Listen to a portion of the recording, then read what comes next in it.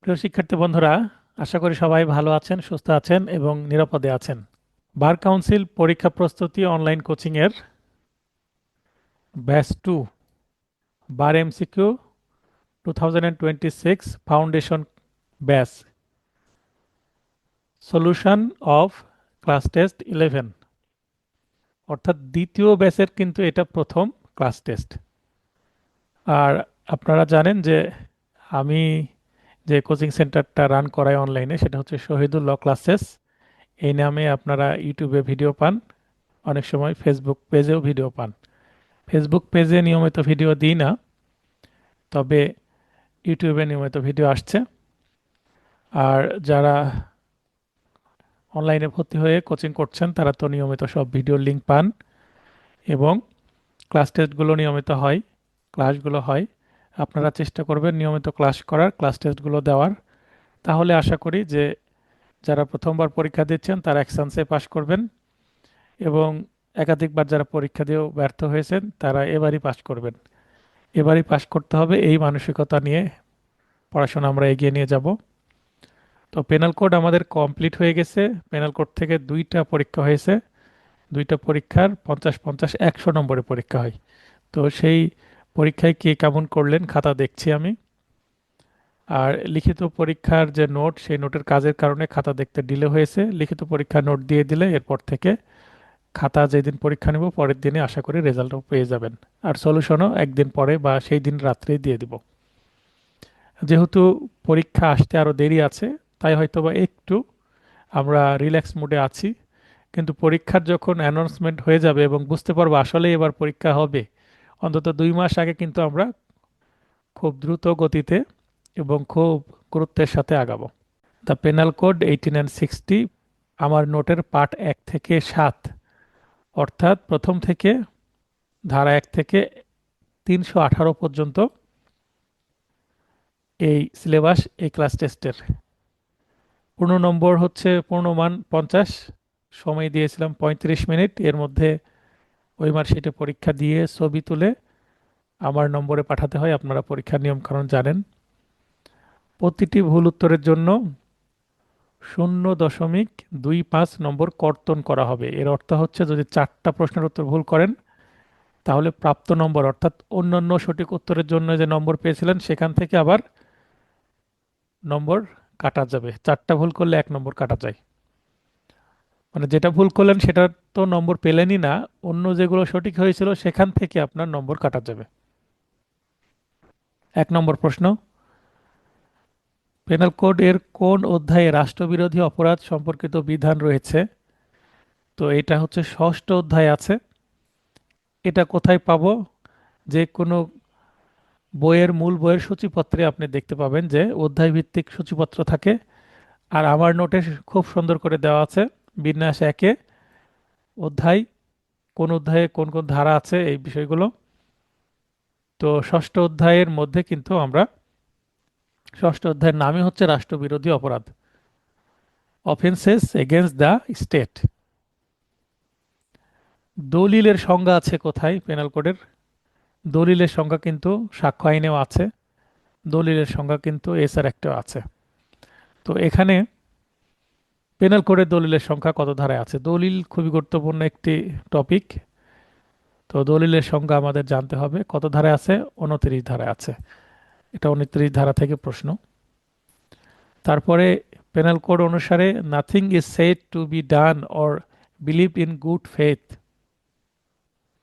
তার মানে সরল বিশ্বাসে করা হয়েছে এটা ধরা হবে না। Nothing is said which is done or believed without due care and attention, অর্থাৎ যদি যথার্থ, ডিউ কেয়ার মানে যথেষ্ট যত্ন এবং অ্যাটেনশন মানে সতর্কতা, যত্ন এবং সতর্কতার সাথে যদি না করা হয় তাহলে সেটাকে সরল বিশ্বাস বলা হবে না। এটা 52 ধারা থেকে প্রশ্ন। এবার বলেন 4, 5, 6, 7 এই 4টা প্রশ্নের মধ্যে কোনোটা আলোচনা করতে হবে কিনা, কোনো জায়গায় প্রবলেম আছে নাকি আপনাদের কারো? হ্যালো, আসসালামু আলাইকুম স্যার। হ্যাঁ, ওয়ালাইকুম আসসালাম, বলেন। স্যার লাইনে আমার কথা শুনতে পাচ্ছেন? হ্যাঁ, শুনতে পাচ্ছি। স্যার, আমার হেডফোনটা তো চেঞ্জ করছি, যার কারণে হয়তো বা একটু সমস্যা হয়েছে লেটে আসতে। আচ্ছা, স্যার, বলেন। আ- স্যার, আমার এখানে একটা প্রশ্ন হচ্ছে যে, স্যার, এই যে অতিরাষ্ট্রিক প্রযোজ্যতা বিধান আছে, অতিরাষ্ট্রিক উত্তরটা স্যার চার ধারাতে তো আমি খুঁজে পাই নাই স্যার। একটা লাইনেও কোনো অতিরাষ্ট্রিক নাই আপনার এই নোটের মধ্যে। আচ্ছা, আপনার অতিরাষ্ট্রিকটা আমি বুঝিনি আর কি। আচ্ছা, অতিরাষ্ট্রিক শব্দের অর্থ কি এটা আপনাকে বুঝতে হবে। অতিরাষ্ট্রিক মানে রাষ্ট্রের বাইরে, বিদেশ, বিদেশে অপরাধ সংক্রান্ত। রাষ্ট্রীয় মানে ন্যাশনাল। আর অতিরাষ্ট্রিকের ইংরেজি হচ্ছে উপরে লিখে নেন ইন্টারন্যাশনাল। অতিরাষ্ট্রিক মানে ইন্টারন্যাশনাল অথবা বিয়ন্ড ন্যাশনালিটি। বিয়ন্ড ন্যাশনালিটি মানে জাতীয় কোনো কিছুর বাইরে। তো দেশের বাইরে অপরাধ। অতিরাষ্ট্রিক শব্দের অর্থ দেশের বাইরে, সহজ ভাষায়। Just তো দেশের বাইরে বাইরে অপরাধ। অপরাধ সংক্রান্ত বিধান আছে কোথায়? চার ধারায়। এবার ঠিক হলো? হ্যাঁ স্যার, ঠিক আছে, এখন আচ্ছা। ক্লিয়ার। আচ্ছা, তারপরে 5 নম্বর বুঝতে পেরেছেন যে কোনটি অপরাধ নয়? সবগুলোই হ্যাঁ অপরাধ স্যার, নয়। আমরা জানি সবগুলোই যে অপরাধ। 82তে আছে কি 9 বছরের কম বয়স্ক শিশুর কাজ অপরাধ না। 83তে আছে 9 থেকে 12 বছরের অপরিণত শিশুর কাজ অপরাধ নয়। তাই 9 থেকে 12 বছরের মধ্যেই তো 10 বছর, তাই না? হুম, হুম। এবং 84তে আছে উন্মত্ত ব্যক্তির কাজও অপরাধ না। তার মানে সবগুলো সঠিক এখানে, তাই না? সবগুলো সঠিক স্যার। সেডিশন শব্দের অর্থ কি? সেডিশন শব্দের অর্থ হচ্ছে রাষ্ট্রদ্রোহিতা। রাষ্ট্রদ্রোহিতা। 91 আছে। সরি, এটা আছে হচ্ছে 124-এর এতে আছে। এখানে ধারাটা মিস হয়ে আছে, এটা কারেকশন করে নিতে হবে। যাই হোক, এটা সহজ যে সেডিশন মানে হচ্ছে রাষ্ট্রদ্রোহিতা। তারপরে গর্ভপাত করানো অপরাধ নয়, এটা স্যার, আছে হচ্ছে 91। এটা 91, এটা সাধারণ ব্যতিক্রম। কিভাবে? মনে করেন কোনো নারীর গর্ভে বাচ্চা আছে, কোনো কারণে বাচ্চা যদি মৃত, মানে গর্ভের ভিতরে মারা যায়, মনে করেন 5 বা 6 মাস বয়স বাচ্চার, এই অবস্থায় যদি গর্ভের ভিতরে মারা যায় বা খুব জটিল অবস্থা তৈরি হয়, যে মহিলাকে বাঁচাতে ভিতরে শিশুটাকে সরাতে হবে, বের করতে হবে, তাহলে কিন্তু সেটা অপরাধ হবে না, কারণ এটা মঙ্গল করার জন্য। হ্যাঁ, তো মঙ্গল করার জন্য কোনো কিছু যদি করা হয় তাহলে সেটা কি হবে না, অপরাধ হবে না। বুঝতে পেরেছেন? জি স্যার। গণশান্তি বিরোধী অপরাধ নয় কোনটি? গণশান্তি বিরোধী অপরাধ সংক্রান্ত বিধান আছে হচ্ছে 8ম অধ্যায়ে। আপনি বিন্যাসে যদি দেখেন 8ম অধ্যায়ের মধ্যে কি কি আছে সেগুলো আপনারা দেখতে পাবেন। তার মধ্যে যেমন বেআইনি সমাবেশ, এটা বেআইনি সমাবেশ করলে জনগণের কি শান্তি শৃঙ্খলা ভঙ্গ হয় না? তারপরে বেআইনি সমাবেশে সহিংসতা তৈরি হলে সেটা দাঙ্গা হয়ে যায়, সেটাও ক্ষতিকর জিনিস। আবার যদি মানুষ প্রকাশ্য জায়গায় মারামারি করে, ঝগড়াঝাটি করে, তাহলে সেটাও গণশান্তি বিরোধী অপরাধের মধ্যে পড়ে। কিন্তু যদি কেউ আক্রমণ করে, আক্রমণটা হচ্ছে কোনো ব্যক্তি বা ব্যক্তি বিশেষের ওপর, এক বা একাধিক ব্যক্তির উপরে আক্রমণ, তার মানে এইটা হচ্ছে 16 অধ্যায়ের বিষয়। এটা হচ্ছে অফেন্স এগেনস্ট হিউম্যান বডি, বডির বিরুদ্ধে অপরাধ। তাই এটা হবে উত্তর। বলেছে যে অপরাধ নয় কোনটি? গণশান্তি বিরোধী অপরাধ নয়। তাহলে গণশান্তি বিরোধী অপরাধ নয় হচ্ছে এখানে আক্রমণ। তাই উত্তর হয়েছে হচ্ছে ঘ। আর আমার নোটের বিন্যাস 1 যদি দেখেন তাহলে এটা স্পষ্ট হয়ে যাবে। সাধারণ ব্যাখ্যা বা জেনারেল এক্সপ্লেনেশন, এটা 2য় অধ্যায়ে আছে। আর সাধারণ ব্যতিক্রম আছে 4র্থ অধ্যায়। 10 নম্বর প্রশ্নে এক্স ও ওয়াই এই দুইজন মিলে কি করছে? জেডকে পৃথক সময়ে ক্ষুদ্র মাত্রার বিষ প্রয়োগে খুন করার চুক্তি করে এবং ওই চুক্তি মোতাবেক বিষ প্রয়োগ করে। কিন্তু এক্স এর প্রদত্ত বিষের মাত্রার কারণে জেড মারা যায়। তার মানে এক্স ওয়াই দুইজন মিলেই চুক্তি করলো এবং শেষ পর্যন্ত এক্স এর দেওয়া বিষেই জেড মারা গেল। এই চুক্তিতে কে ছিল? এক্সও জড়িত ছিল। যেহেতু এক্সও জড়িত ছিল, তাই তারা উভয়ই কি দোষী হবে, দায়ী হবে। হ্যাঁ, কামরুজ্জামান ভাই। স্যার আসসালামু আলাইকুম স্যার। হ্যাঁ, ওয়ালাইকুম আসসালাম, বলেন। স্যার এই একটা বিষয় দেখলাম যে মানে এর আগেও আপনি বলেছেন, বারবার সতর্ক করে দিয়েছেন, মানে প্রশ্ন প্রশ্ন খুব ধীরে সুস্থে ভালোভাবে না পড়লে তো খুব মুশকিল স্যার। হ্যাঁ, মুশকিলই এই তো। যে এই যে 9 নম্বর যে প্রশ্নটা স্যার, এটা কিন্তু আমাদের খুবই কমন এবং সহজ প্রশ্ন, কিন্তু এই যে সাধারণ শব্দটাই বিশাল মানে গোলমেলে যদি তাড়াহুড়া করে পড়ি, যে এই যে সাধারণ শুধু ব্যাখ্যা আর সাধারণ সাধারণ না, ব্যতিক্রম। সাধারণ না শুধু, তারপরে এখানে আবার বয় জফলাও আছে ব্যতিক্রমের, তাই না? জি জি জি জি জি জি। এবার স্যার আমি তো স্যার এটা কিন্তু স্যার চতুর্থ অধ্যায় দিয়েছি, আমি কিন্তু আ- ভুল করেছি স্যার এটা। আবার এখানে আমি ক এ চতুর্থ অধ্যায় রেখেছি, যেন ফাঁদে পড়েন আপনারা। জি, আর সে ফাঁদে পড়েই গেছে স্যার। আর এই ফাঁদে জন্য মানে পড়লে, খুবই। ফাঁদের পড়লে যে শিক্ষাটা পাবেন সেইটা আর ভুলবেন না। জি জি জি স্যার। ঠিক আছে, এই কারণে এই- খুবই ভেবেচিন্তে টেকনিক্যালি এই প্রশ্নগুলো করা, যেন এই এটা প্রশ্নগুলো ইজি আসলে প্রশ্ন স্যার, এটা আমি ভুল অ্যান্সার দিয়েছি স্যার। না, অনেক সময় জানা জিনিস ভুল হবে, জানা জিনিস ভুল হলেই ফেল হয় আপনার, জানা জিনিস ভুল হলেই ফেল হয়, কিন্তু যেটা অজানা জিনিস সেটা ভুল হয় না, কারণ অজানা জিনিস তো আপনি উত্তরই করবেন না, এড়িয়ে যাবেন, তাই না? জি স্যার।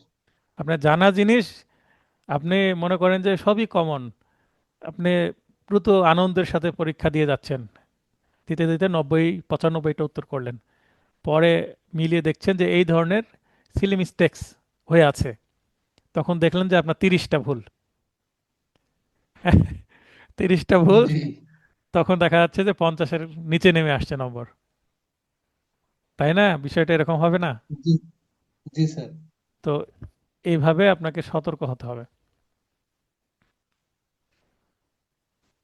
তো অনেক সময় এরকম অনেকের হয় যে 80টার উপরে পূরণ করছে, 30 40টা ভুল হয়ে যাচ্ছে, হয়ে যায় কিন্তু 50-এর নিচে নম্বর চলে আসছে। তাই এইগুলো নেগেটিভ যেন, মার্কিং এর কারণে। হ্যাঁ, সিলি মিস্টেক যেন না হয়, সেই কারণেই কিন্তু এই ধরনের আমি প্রশ্ন সেট করে চিন্তা ভাবনা করে কিন্তু সেট করা, এগুলো এটা কিন্তু নতুন প্রশ্ন, কোনো গাইড বইয়ে নাই, ইভেন বিগত সালের প্রশ্নও না, আমি এভাবেই তৈরি করেছি প্রশ্নটা যেন আপনার মিসটা হয়। এবং এটা তো প্রথম দিকের ক্লাস, যখন আমি ফাইনাল টাচ নোট পড়াবো এবং রিভিশন পরীক্ষা নিব, রিভিশন পরীক্ষার প্রশ্ন অনেক হার্ড হবে এর থেকে। এখানে কিন্তু বেশ কিছু প্রশ্ন কমন আছে বিগত সালের, প্লাস আমার নোট থেকেই কমন আছে। নোটের বাইরেও আমি কিছু প্রশ্ন দিব, যে 100% প্রশ্ন যে আমার নোট থেকে কমন দিব তা না। দেখা যাচ্ছে 100 নম্বরের একটা মডেল টেস্ট নিচ্ছি, তার মধ্যে 10টা 15টা প্রশ্ন আমার নোটেও নাই, একেবারে আউট অফ সিলেবাস। তাহলে আপনারা বলতে পারেন স্যার নোটে নাই, তাহলে সে প্রশ্ন কেন করবেন? যদি বার কাউন্সিল করে তখন কি করবেন? তার মানে নোটের বাইরে প্রশ্ন আসলে আপনি পরীক্ষার হলে কিভাবে রিয়াক্ট করবেন সেটা আপনার ব্রেনটাকে রেডি করব, যে আপনাকে 100টা তো আর পূরণ করতে হচ্ছে না, 80 85 পূরণ করবেন, পাস হয়ে যাবে, 15 20টা ছেড়ে আসবেন, নো প্রবলেম। তো আপনার ব্রেনটাকে সেট আপ করতে হবে এভাবে, এক। দুই হচ্ছে, নতুন প্রশ্ন কিছু আমি যখন দিব মডেল টেস্টের সময়, তখন আপনার তো শেখা হবে, সেগুলোও তো এভাবে আমি প্র্যাকটিস করাবো, এই ব্যাখ্যা করে বুঝিয়ে দেবো, তাই না? জি স্যার। আর 100% কমন দেওয়া তো সম্ভব না, 100% কমন দিতে হলে আপনাকে আরো 5 গুণ পড়াশোনা বেশি করতে হবে।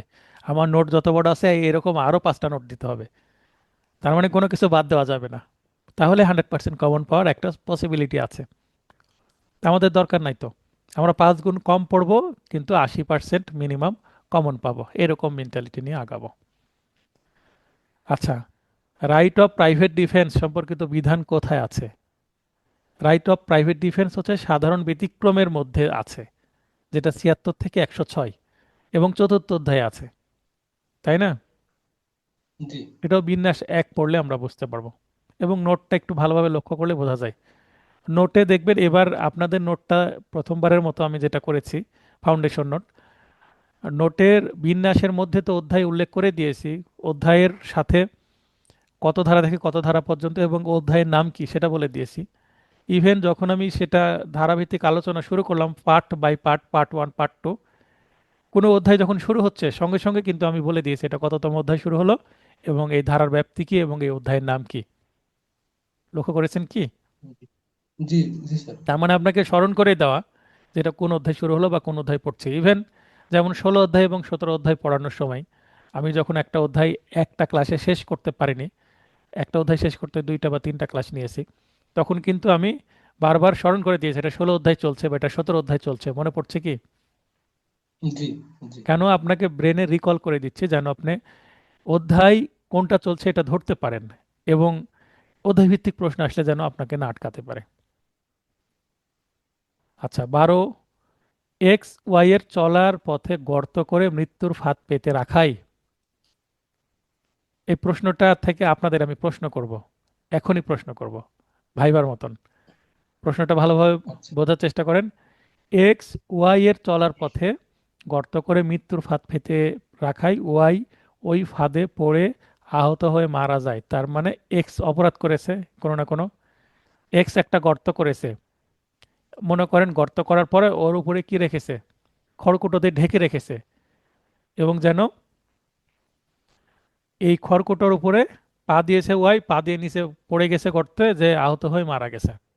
কিছুদিন আগে আমাদের রাজশাহী জেলার তানোর উপজেলা, এখানে 2 বছরের একটা শিশু আপনার ডিপ টিউবওয়েলের বোরিং, আমাদের বরেন্দ্র অঞ্চল পানির লেয়ার অনেক নিচে, মানে রাজশাহী অঞ্চল কিন্তু অনেক ওপরে, রাজশাহী অঞ্চল বাংলাদেশের কিন্তু একটা উচ্চ অঞ্চল। তো পানির লেয়ার অনেক নিচে চলে গেছে, কারণ এখানে আমাদের অনেক ইরি হয়, মানে ধান হয়, মানে আন্ডারগ্রাউন্ড ওয়াটার অনেক কিন্তু উত্তোলন করা হয়। ওয়াটার ম্যানেজমেন্টের প্রবলেম আছে রাজশাহী অঞ্চলে। আমরা যদি সারফেস ওয়াটার বেশি ব্যবহার করি, বৃষ্টির পানি বেশি ব্যবহার করি, খাল বিলের পানি বেশি ব্যবহার করি, তাহলে কিন্তু আন্ডার ওয়াটার পানি তুলতে হয় কম। তো এই ম্যানেজমেন্টের সমস্যা আছে। আর খাল বিল তো আমরা ভরিয়ে কি করে ফেলছি, মানে জলাশয় কমিয়ে ফেলছি অন্যান্য স্থাপনার মাধ্যমে। তো যাই হোক, সেটা ভিন্ন আলোচনা। তো কিছুদিন আগে আপনারা দেখবেন যে খুব ভাইরাল হয় যে শিশুটাকে আর বাঁচানো যায়নি। এই ধরনের ভিডিও মানে দেখছেন কি? শেষমেশ উদ্ধার করা গিয়েছিল কিন্তু বাঁচেনি শিশুটা। হ্যাঁ, উদ্ধার করা গিয়েছে, কারণ এটা প্রায় 150 ফুট গভীর। এখন 150 ফুট গভীরে তাকে পাওয়া গেছে 45 60 50 ফিট গভীরে। এখন 50 ফিট গভীরে কিন্তু carbon dioxide, carbon monoxide, sulphur, এই ধরনের গ্যাস থাকে, তাই না? Sulphur sulphur dioxide methane বিষাক্ত গ্যাস, গ্যাস, জি স্যার। Methane gas. জি এখন ওখানে একটা শিশু কেন, বড় মানুষও যদি ওই ধরনের গর্তে 5 মিনিট থাকে তাহলেই মারা যাবে। বুঝতে জি পেরেছেন? জি জি জি এখন জি দীর্ঘক্ষণ শ্বাসক্রিয়া থেকে বন্ধ হয়ে অনেকে যাবে। মনে করছে দীর্ঘক্ষণ থেকে শীতে মারা গেছে, যদি 2-3 ঘন্টার মধ্যে উদ্ধার করা যেত বেঁচে যেত। আসলে তা না বিষয়টা। সাইন্টিফিক্যালি চিন্তা করেন, 10 ফিটের 10 ফিটের নিচে গেলে কিন্তু শ্বাসকষ্ট শুরু হবে গর্তের মধ্যে। জি জি জি সঙ্গে সঙ্গে যদি অক্সিজেন সাপ্লাই করা সম্ভব হতো, তো পড়ে যাওয়ার পরে 2 ঘন্টা পরে অক্সিজেন সাপ্লাই শুরু হয়েছে। কারণ তারা নিজেরা চেষ্টা করেছে, স্থানীয় মানুষ চেষ্টা তো করবেই, যারা জানে না তারা। পরে ফায়ার সার্ভিসকে জি খবর দিয়ে আসছে। তো তার ভাগ্যে এভাবে মৃত্যু ছিল। তো ওই ওই গর্তের কথাটা এই কারণে বলছি যে গর্তটা করেছে কি কারণে, ওখানে পানি পাওয়া যাবে বলে গর্ত করে, কিন্তু সেখানে পানি পাওয়া যায়নি, তখন আবার আরেক জায়গায় করেছে। তার মানে ওটা পরিত্যক্ত অবস্থায় গর্তটা থেকে গেছে। এখন তার কি করা উচিত ছিল, একটা ভালোভাবে গর্তটা ভরাট করে দেওয়া উচিত ছিল। পুরোটা ভরাট করা সম্ভব হয়নি, হয়তো বা উপরে একটু মাটি দিয়েছে, 3-4 ফিট পর্যন্ত মাটি দিয়ে চাপা দেওয়া হয়েছে। বর্ষার সময় পানি উঠেছিল, আবার গর্তের মুখের মাটিটা গলে ভিতরে চলে গেছে, যে আবার গর্তের মুখটা উন্মুক্ত হয়ে গেছে। এবার উপরে খড়কুটো চাপা পড়ে আছে। ওই বাচ্চাটা মায়ের সাথে যেতে যেতে এই অবস্থা হয়েছে। দেখেন, সেম ঘটনাই কিন্তু এখানে হয়ে আছে, আছে না? জি জি জি তো এখন বলেন এক্স এর এখানে খ ধারা 299 ধারা, এখানে উত্তর করেছে কি খ, দণ্ডনীয় নরহত্যা হবে। কেন চলার পথে গর্ত করছে, এটা কেন খুন হবে না? এখানে দণ্ডনীয় নরহত্যা কেন হবে, কে ব্যাখ্যা করতে পারবেন? দেখেন যে ওয়াই যে দিক দিয়ে চলাফেরা করছে, ওই পথেই কিন্তু এক্স গর্ত করেছে, করেনি? জি জি স্যার। এখন এই গর্ত করার কারণেই তো ওয়াই মারা গেল। যদি এক্স গর্তটা না করতো তাহলে ওয়াইটা মারা যেত কি? তাহলে এখানে উত্তর কেন খ করা হচ্ছে, দণ্ডনীয় নরহত্যা কেন হচ্ছে, এটা খুন কেন হচ্ছে না? এটা ব্যাখ্যা কে দিতে পারবেন? একটু বোঝানোর চেষ্টা করেন আমাকে। স্যার এখানে খুন, সরাসরি খুন হচ্ছে না। তার তার প্রধান কারণ হচ্ছে, মানে আমার মানে নিজের যতটুকু মনে হচ্ছে আর কি। প্রথমত সে সরাসরি স্যার খুনটা করেনি, একেবারেই সরাসরি করেনি। আর দ্বিতীয়ত ওই ফাঁদে পড়ে সে আহত হয়ে মারা যায়। সে একেবারে সরাসরিও আপনার খুন হয় না, মানে আহত হয়ে তারপরে মারা যায়। আর যার গর্ত খোঁড়ার কারণে সে মারা গেছে, এ আপনার সরাসরি হত্যায় অংশ নেয়নি, তো ফাঁদ পেতে রেখেছে। যার কারণে স্যার এটা হয়তো দণ্ডনীয় নরহত্যায় হচ্ছে। বা আপনি আর একটু বুঝিয়ে দিন স্যার, এর এর মানে এর বেশি কিছু আচ্ছা, বলতে পারছি না। আপনার কি কনফিউশন তৈরি হয়েছে কিনা এটা পড়তে গিয়ে? আপনি কোনটা উত্তর করেছেন এটা? স্যার আমি এটা দণ্ডনীয় নরহত্যা করেছি স্যার। আচ্ছা, অন্য কেউ কথা বলেন। AK রুহুল ইসলাম একটু লাইনে এসে কথা বলতে চাইলে বলেন। তারপরে অনিকা রোজা, অনিকা আপু, দেওয়ান ভাই, সুযোগ দিয়েছি লাইনে আসার। হ্যালো, আসসালামু আলাইকুম স্যার। ওয়ালাইকুম আসসালাম। বলেন কেন এটা খুন হবে না? কারণ স্যার গর্ত করলো এক্স, এক্স এর কারণে ওয়াই একটা মানুষ মারা গেল, এবং বলছে চলার পথে গর্ত করেছে, আশেপাশে করেনি কিন্তু, যে কোনো জায়গায় গর্ত করেনি। গর্ত করার উদ্দেশ্যই হয়তোবা ওই ওয়াইকে মেরে ফেলা। হ্যাঁ, যে ওয়াই যে পথে চলাফেরা করে ওই পথেই কিন্তু কি করছে, গর্ত করেছে। আমাদের ছোটবেলায় একটা গল্প শুনতাম যে এক বুড়ি রাসূল সাল্লাহ সাল্লামের চলার পথে কাঁটা বিছিয়ে রাখতো, এবং রাসূল সাল্লাহ সাল্লাম যাওয়ার পথে ওই কাঁটা পায়ে ফুটে কষ্ট পেতেন, এতে মজা পেত ওই বুড়িটা। এই ধরনের গল্প শোনেননি? হ্যাঁ জি স্যার, জি জি, শুনছি। শুনেছি স্যার। পরে বুড়ি একদিন দেয় নাই, পরে রাসূল পাক সাল্লাল্লাহু আলাইহি ওয়াসাল্লাম বলছে যে আজকে কেন আমার রাস্তার মধ্যে কাটা দেওয়া নাই। পরে ও খোঁজ নিয়ে দেখলো যে বুড়িটা খুব অসুস্থ। পরে ওই বুড়ি রাসূল পাক সাল্লাল্লাহু আলাইহি ওয়াসাল্লাম দেখতে গেল। দেখতে যাওয়ার পরে, আপনারা আমি এত কষ্ট দেই আর আপনি আমারে দেখতে আসছেন, তার এই সৌন্দর্য ব্যবহার দেখা বুড়ি ইসলাম ধর্ম গ্রহণ করে। সুবহানাল্লাহ, মাশাআল্লাহ। তো দেখেন, এই গল্পের সাথে কিন্তু মিলে গেল হাদিসের সাথে। তো আচ্ছা, এখন বলেন আপনার ব্যাখ্যা কি? স্যার, সত্য কথা কি স্যার, আমি আপনারা বলি স্যার, আমি আপনার এই কালপেবল হোমোসেটটা একদম আলাদাভাবে আপনার ক্লাসের ভিডিওটা আমি দেখছি, হুম, কয়েকবার দেখছি। আচ্ছা, তারপরও স্যার আমার আমার এই খুন 300 দ্বারা আর কালপেবল হোমোসেট 299 দ্বারা নিয়ে আমি এখনো স্যার, মানে আমি আমার মধ্যে একটা জটিলতা আছে না, আমি এটা এখনো করতে পারি না। আমি আজকে আপনার প্রশ্ন করলাম মানে আপনি জাস্ট আপনার বাসায় একটু বলেন, আপনার বাসায় স্যার অনেক কিছু সহজ হয়ে যায়, কিন্তু আমি নিজে স্যার পারি না বুঝতে স্যার। আচ্ছা, স্যার ঠিক আছে, আপনি আজকে দেখি। একটু আমরা বলেন যে 300 দ্বারা আর 299 দ্বারাটা একটু একটু সারাংশ একটু বলেন স্যার। আচ্ছা, আপনার বলবো, বাসায় আমি আপনি শুনতে লাইনে চাই। থাকেন। রাজীব ভাই আসেন। হ্যাঁ।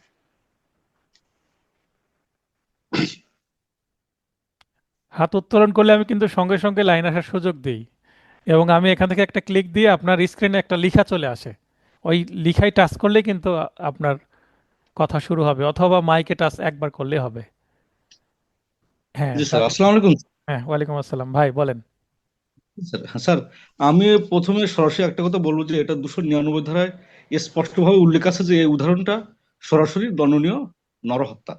আচ্ছা, প্রথম প্রথম কথা হচ্ছে আমার এইটাই। আর দ্বিতীয় কথা হচ্ছে এই যে মানে যে মৃত্যু ঘটানোর অভিপ্রায় নিয়ে বা যে মানসিকতা নিয়ে বা মানসিকতার মাধ্যমে একটা মানুষকে হত্যা করা যায়, এরকম অভিপ্রায় নিয়ে যদি কোনো কাজ ঘটানো হয় বা কোনো কাজ করা হয় এবং সেই কাজের মাধ্যমে যদি কেউ মারা যায়, তবে সেটা দণ্ডনীয় নরহত্যা হবে। সেটা এখানে এটা খুন কেন হলো না? কারণ যে গর্ত করলো ওই গর্তে পড়ে তো একজন মানুষ মারা গেল, তাহলে এটা কেন খুন না? আপনার বইয়ে তো ভুলও থাকতে পারে, তাই না? জি পেনাল স্যার। কোডের তো ভুলও থাকতে পারে। ভুল থাকলে সেটা হ্যাঁ। সংশোধন হয়। অনেক সময় সংশোধন হচ্ছে না আইন। তো এটা কি ভুল আছে কিনা, এটা মনে হয় কিনা, মানে এটা খুন হচ্ছে না কেন? কারণ দেখেন, একটা এক্স গর্ত করেছিল বলে কিন্তু ওই মারা গেল। এবং এখানে জি আবার স্যার। আরো একটা কথা আছে, চলার পথেই গর্ত করেছে, অন্য জায়গায় তো গর্ত করেনি। তাহলে হতে পারে না যে ওয়াইকে মেরে ফেলার উদ্দেশ্যেই, ওয়াইকে খুন করার আপনি, উদ্দেশ্যেই গর্ত করেছে? হ্যাঁ জি স্যার। স্যার, এই ক্ষেত্রে কিন্তু আপনি একটা অনেক আগে উদাহরণ দিয়েছিলেন, যেহেতু আমাদের এই আইনটা অনেক পুরনো, তো সে এই ধরনের ক্ষেত্রে দেখা যাচ্ছে যে ওই চলার পথে যে মানুষ না পড়ে তো অন্য কোনো প্রাণীও তো পড়তে পারতো। আচ্ছা, তাহলে আপনার মনে আছে এর আগের ব্যাখ্যা। আচ্ছা, সেটা আমি আচ্ছা আচ্ছা, আরেকটু মনে আছে। ক্লিয়ার করে দিই। সেটা হচ্ছে, দেখেন, এই প্রশ্নের মধ্যে প্যাচ আছে। আপনি প্রথমে একটা জিনিস বলেছেন যে 299 ধারায় কিন্তু এই সেম উদাহরণ আছে, এই কারণে 299 ধারার উত্তর করতে হবে। আর 299 ধারায় তার খুন হয় না, কালপেবল হোমিসাইডই হয়, তাই না? জি স্যার। আচ্ছা, এবার দেখেন যে এক্স ওয়াই এর চলার পথে গর্ত করে, তো চলার পথে গর্ত করেছে এতটুকু বলা আছে, এবং মৃত্যুর ফাঁদ পেতে রাখায়, মৃত্যুর ফাঁদ পেতেছে। মৃত্যুর ফাঁদ কি ওয়াইয়ের জন্য পেতে রেখেছে, এটা কিন্তু স্পষ্ট করা নাই। পুরো বলা আঠারোশো নেই স্যার। 1860 সালের আইন, ওই সময় মানুষ কি পশু শিকার করে জীবনযাপন করতে পারতো, তাই না? জি স্যার। আবার বাড়িঘর খুব একটা উন্নত ছিল না, যারা একটু বনের আশপাশে বসবাস করত, হয়তো বা বাড়ির পাশে গর্ত করে রাখতো কোনো হিংস্র বন্য প্রাণীকে মারার জন্য, হয়তো বা বাঘ ভাল্লুক এ ধরনের আসতো, তো ফাঁদ পেতে রাখতো যেন ওখানে পড়ে, অথবা হরিণ এ ধরনের প্রাণী পড়বে সেটা ধরে খাবে, তাই না? জি স্যার। তো এইটা যে ওয়াইয়ের চলার পথ, এটা হয়তো বা সে জানতো না। ক্লিয়ার? এটা যে জি ওয়াইয়ের স্যার। চলার পথ, এটা এক্স এর নাও জানা থাকতে পারে এক। আবার এই জি মৃত্যুর স্যার। ফাঁদটা ওয়াইয়ের জন্য না হয় অন্য কারোর জন্য হয়তো বা, মানে কোনো প্রাণীর হয়তো। জন্য, মানে পশু শিকারের জন্য ফাঁদ, মৃত্যুর ফাঁদ বলেছে, ঠিক আছে, ঠিক আছে। জি স্যার স্যার। তাহলে স্যার এই উত্তরটা তো অনেকটা ডিফেন্সিভ, মানে এই answer টা তো অনেকটা ডিফেন্সিভ অ্যান্সার হলো স্যার। ডিফেন্সিভ অ্যান্সারই তো হবে এটা, কারণ এটা যেহেতু ক্লিয়ার করা আচ্ছা নাই। আচ্ছা। এখানে এখানে একটা বিষয় কি, এটা আমরা ক্রিমিনাল ল পড়ছি। ক্রিমিনাল লয়ে হচ্ছে যদি সন্দেহ থাকে, সন্দেহর সুবিধা কে পাবে? আসামি পাবে। জি জি, যেটা বলা তার মানে আছে এই জি স্যার। বাক্যের মধ্যে সন্দেহ তৈরি হচ্ছে যে হ্যাঁ, এক্স তো বলতে পারে যে আমি তো ওয়াই মারার জন্য গর্ত করিনি ভাই, আমি কি করেছি, গর্ত করেছি আমার জীবিকার জন্য। এই গর্তে কোনো প্রাণী পড়বে সেটা ধরে আমি পরিবার সহ খাবো। হ্যাঁ, এটা তো তার জি বক্তব্য স্যার। হতেই পারে, তাই না? জি তাহলে স্যার। তো তার একটা ডিফেন্স চলে আসলো। কিন্তু সে যেহেতু সতর্ক না, মানে যথেষ্ট সতর্ক হয়ে কাজটি করেনি, এখানে মানুষ পড়ে মারা যেতে পারে, এই সতর্ক থাকলে এটা সাধারণ ব্যতিক্রমের মধ্যেই চলে যেত। কিন্তু যেহেতু সে যথেষ্ট সতর্ক এবং যত্ন সহকারে কাজটি করেনি, যেই কারণে অসতর্কতার কারণে ওয়াইয়ের মৃত্যু হয়েছে, তাই দণ্ডনীয় নরহত্যা হবে। দণ্ডনীয় নরহত্যা প্রমাণ করতে পারলেও কিন্তু যাবজ্জীবন কারাদণ্ড, এটাও কিন্তু ছোটখাটো অপরাধ নয়, তাই না? জি জি জি। স্যার। এবার ক্লিয়ার হলো বিষয়টা? জি স্যার। জি স্যার। এবার 299 ধারা বা 300 ধারার মধ্যে কালপেবল হোমিসাইড এবং মার্ডার, এই দুইটা বিষয় আছে। তো এই দুইটা বিষয়ের যে পার্থক্য সৃষ্টিকারী উপাদান কি, হচ্ছে ইন্টেনশন টু কিল বা ইন্টেনশন টু মার্ডার, খুনের অভিপ্রায়। যদি খুন করার উদ্দেশ্যে কোনো কিছু করা হয় তাহলে সেটা খুন, আর যদি খুন করার উদ্দেশ্য না থাকে তাহলে সেটা খুন হবে না। সোহেল ভাই, মাথায় ঢুকছে হ্যাঁ বিষয়টা? স্যার, হ্যাঁ। হ্যাঁ স্যার। খুন করার উদ্দেশ্য যদি থাকে তাহলে যদি সেটা খুন, আর যদি যদি- খুন করার উদ্দেশ্য না থাকে হুম, তাহলে সেটা হচ্ছে কালপেবল হোমিসাইড। মানে আপনি লিখে রাখবেন ইন্টেনশন টু মার্ডার, মানে intention to murder by intention to kill, মানে মেরেই ফেলবো এই উদ্দেশ্যে যদি কোনো কাজ করে তাহলে সেটা মার্ডার হবে। আর যদি মেরেই, মানে মেরে সে হয়তো বা আহত করে ফেলবে বা একেবারে পঙ্গু করে ফেলবে, জাতির শিক্ষা দিয়ে দিব আমার সাথে শত্রুতা করছে, হ্যাঁ, তো এই ধরনের যদি স্টেপ নেয় তাহলে তো তার উদ্দেশ্য খুন করা না, হয়তো বা খুন ভিন্ন অন্য কিছু করা, ঠিক আছে, তাহলে সেটা কালপেবল হোমিসাইডের মধ্যে যাবে। মানে খুন করার যদি ইন্টেনশন না থাকে তাহলে সেটাকে আর খুন বলা যাবে না। এতটুকু যদি সেন্স মাথায় রাখেন, রেখে যদি 300 এবং 299 ধারা পড়েন, তাহলে আশা করি আপনি ক্লিয়ার হবেন। তারপর আবার ভিডিওগুলো দেখবেন, ঠিক আছে? হ্যাঁ স্যার, ঠিক আছে। আচ্ছা, আমরা আরেকটু অগ্রসর হই। কোনটি ইনচয়েড ক্রাইম সম্পর্কিত ধারা নয়? ইনচয়েড ক্রাইম মানে অসম্পূর্ণ অপরাধ। 307 অ্যাটেম্প টু মার্ডার, মার্ডার হয়নি, চেষ্টা করেছিল, গুলি করেছে, গুলি লাগেনি, মাথায় মেরেছে বাঁশের লাঠি দিয়ে আঘাত, লাগলে মারা যেত, কিন্তু মাথায় না লেগে হাতে লেগেছে, হাত দিয়ে বাধা দেওয়ার কারণে, তাহলে হাত ভেঙে গেছে, তাহলে এটা অসম্পূর্ণ, মানে মৃত্যু বা খুনটা কার্যকর হলো না, মার্ডারটা কার্যকর হলো না। তারপরে 393, এটা হচ্ছে দস্যুতার প্রচেষ্টা, দস্যুতা করতে গেছে, ধরা খেয়ে গেছে, বা হয়তো বা জিনিসপত্র না নিয়ে পালিয়ে চলে গেছে। 511, এটা বলা হচ্ছে অপরাধের প্রচেষ্টা। তাহলে এই তিনটাই হচ্ছে অসম্পূর্ণ অপরাধ। তাহলে কোনটা সম্পূর্ণ অপরাধ? 396 ধারা, এটা হচ্ছে খুন খুনসো সহ টাকাতে। ডাকাতি, মানে ভয়াবহ অপরাধ, দুইটা কাজ একসাথে, মার্ডার প্লাস ডাকাতি টাকাতে। একসাথে, এটাই এবং স্পষ্ট যার হবে। শাস্তি মৃত্যুদণ্ড। এবং মৃত্যুদণ্ড, খুব ভয়াবহ একটা অপরাধ। তো এখানে দেখেন, খ এবং বিন্যাস দুয়ে কিন্তু ওই যে টেবিল টাইপের যে বিন্যাস ছিল, চার্ট, সেটা দেখলে কিন্তু আরো স্পষ্ট হওয়া যায়। সেই চার্টটা দেখলে আপনার পুরো পেনাল কোড সম্পর্কে একটা ভাষা ভাষা ধারণা চলে আসবে। কোনটি সম্পত্তি সম্পর্কিত অপরাধ নয়? সম্পত্তি সম্পর্কিত অপরাধ নয়। দেখেন, সম্পত্তি থেফট মানে চুরি, চুরি তো মানে সম্পত্তি নিতেই যায়, টাকা পয়সা গহনা যা কিছু পাবে। আমার বাসায় কিছুদিন আগে কিচেন থেকে কয়েকটা জিনিস চুরি হয়ে গেছে, পাশে থেকে, দোতলায় থাকি এই কারণে। পাশের বিল্ডিং থেকে, মানে দুই বিল্ডিং এর মাঝখানে ওঠার জায়গা আছে, এভাবে চুরি হয়ে গেছে। তো একটু সতর্ক হতে হবে, জানালা খোলা ছিল এই কারণে। কাজের মেয়ে জানালা খুলে রাখছিল, সেটার সুযোগ নিয়েছে। আচ্ছা, তারপরে দেখেন এক্সটর্শন, চাঁদাবাজি। চাঁদাবাজি তো সম্পত্তি নিতেই হয়, স্থাবর অস্থাবর দুইটাই। মিসচিফ মানে সম্পত্তির ক্ষতি করা, তাহলে সবগুলো হচ্ছে সম্পত্তি সম্পর্কিত অপরাধ, এবং এটা 17 ধারার বিষয়। একমাত্র কিডন্যাপিং, দেখেন কিডন্যাপিং কিন্তু একটা শিশু, একটা মেয়ে বা একটা ছেলে বা একটা অন্য ব্যক্তিকে নিয়ে চলে যায়। তো একটা শিশুকে নিয়ে গেলে শিশুর বডিটা রেখে যাবে না বডিটাকে নিয়ে যাবে? বডিটা বইটাকে নিয়ে নিয়ে যাবে যাবে। স্যার। বডিটাকে নিয়ে যাবে, তারপরে এটা বডির বিরুদ্ধে অপরাধ না? জি, মানবদেহ সংক্রান্ত অপরাধ। হ্যাঁ, এখন কেউ যদি কিডন্যাপিং করে, যে তার উদ্দেশ্য বা মোটিভ, গত ক্লাসে বোঝাচ্ছিলাম রিটেন ব্যাসে, যে মোটিভ যদি হয় অর্থ, যে আমি কিডন্যাপিং করছি যে র্যানসাম মানি, ফোন করে বলবো যে 10 লাখ টাকা নিয়ে আসো, নাহলে তোমার সন্তানকে শেষ করে দেবো, আর ফেরত পাবে না।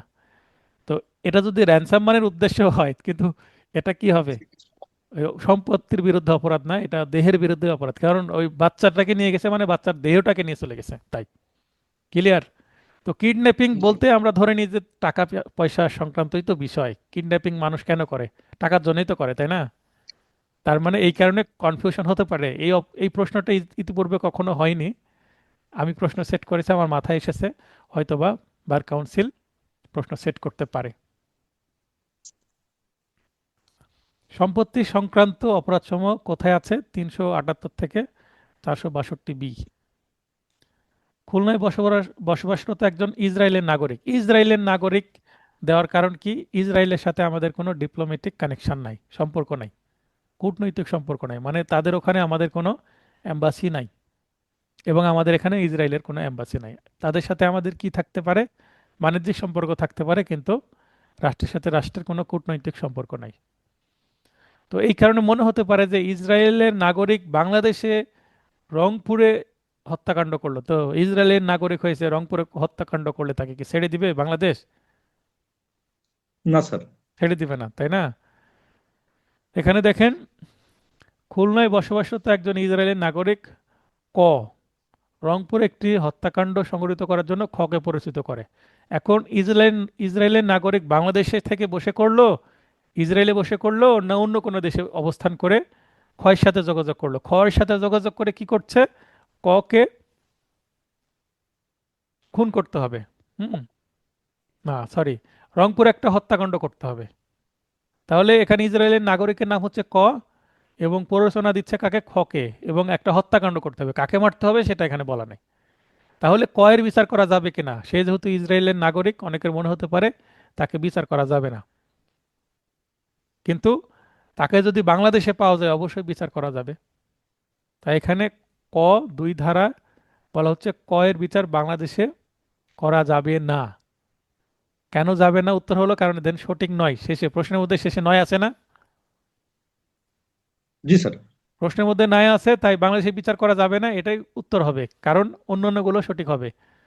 ক এর বিচার খুলনায় করা যাবে, আসলে করা যাবে। ক এর বিচার রংপুরেও করা যাবে। করা যাবে। আর এখানে প্রথমের দিকে কি বলা আছে? খুলনায় বসবাসরত একজন ইসরায়েলের নাগরিক, তার মানে এই ইসরায়েলের নাগরিক কিন্তু কোথায় আছে? খুলনাতে বসে আছে, সে বিদেশে নাই কিন্তু। বুঝতে পারেননি? তার মানে তাকে জি যদি স্যার। জি জি খুলনাতে পাওয়া যায় খুলনাতেও বিচার করা যাবে, রংপুরে পাওয়া গেলে রংপুরেও বিচার করা যাবে। রংপুরের খ এর বিচার রংপুরে করা যাবে, খ এর বিচার রংপুরে করা যাবে। খ যেহেতু রংপুরে হয়তো আমি হত্যাকাণ্ড সংগঠন করছে, এই কারণে, তার মানে এই খ, গ, ঘ তিনটাই সম্ভব, তাহলে সম্ভব না। এখানে বলা হচ্ছে যে ক এর বিচার বাংলাদেশে করা যাবে না, তার মানে এটা মিথ্যা কথা হয়ে গেল, সঠিক তথ্য হলো না। আর এটাই চেয়েছে, কোনটি সঠিক নয়, তাই না? জি আর স্যার। এটাই ফাঁদের প্রশ্ন, এটা প্রবলেম হচ্ছে, এটাই। এটাকে বলে ডাবল নেগেটিভ প্রশ্ন। কেন ডাবল নেগেটিভ বলছি? দেখেন প্রশ্নের মধ্যে আছে নয়, আবার উত্তর না, এখানে না, ঠিক আছে? জি জি জি। তার স্যার, মানে আপনি একটা কথা, বলেন। স্যার আপনি একটা কথা বলছেন যে যে সমস্ত প্রশ্নের শেষে নয় বা না থাকে, এই সমস্ত প্রশ্নের উত্তরগুলো সবগুলো পড়তে হবে, পড়ে তারপর ওর উত্তরটা দিতে হবে। হ্যাঁ, একটু সতর্ক বেশি হতে হবে সেখানে। কারণ জি স্যার। অনেক সময় ডাবল নেগেটিভ প্রশ্ন মাথায় প্রবেশ করতে চায় না। বুঝতে পেরেছেন? এখানে সঠিক নয় বলেছে, কোনটি সঠিক নয় মানে কোন তো। হ্যাঁ, তো আলোচনা করছিলাম যে ডাবল নেগেটিভ প্রশ্নর উত্তর অনেক সময় কনফিউশন তৈরি হয়। তো যেখানে না নয় থাকবে শেষের দিকে বা মাঝে বা শুরুতে, ইংরেজিতে নো, নট এরকম, সেই ক্ষেত্রে কিন্তু নাথিং এই ধরনের নেগেটিভ শব্দ সতর্কভাবে পড়তে হবে। তার মানে কোনটি সঠিক নয় মানে কোনটি সঠিক তথ্য নয়। ক এর বিচার বাংলাদেশে করা যাবে না, এটি সঠিক তথ্য নয়, তার মানে এটি এ প্রশ্নের উত্তর। বুঝতে পারলেন কামরুজ্জামান ভাই?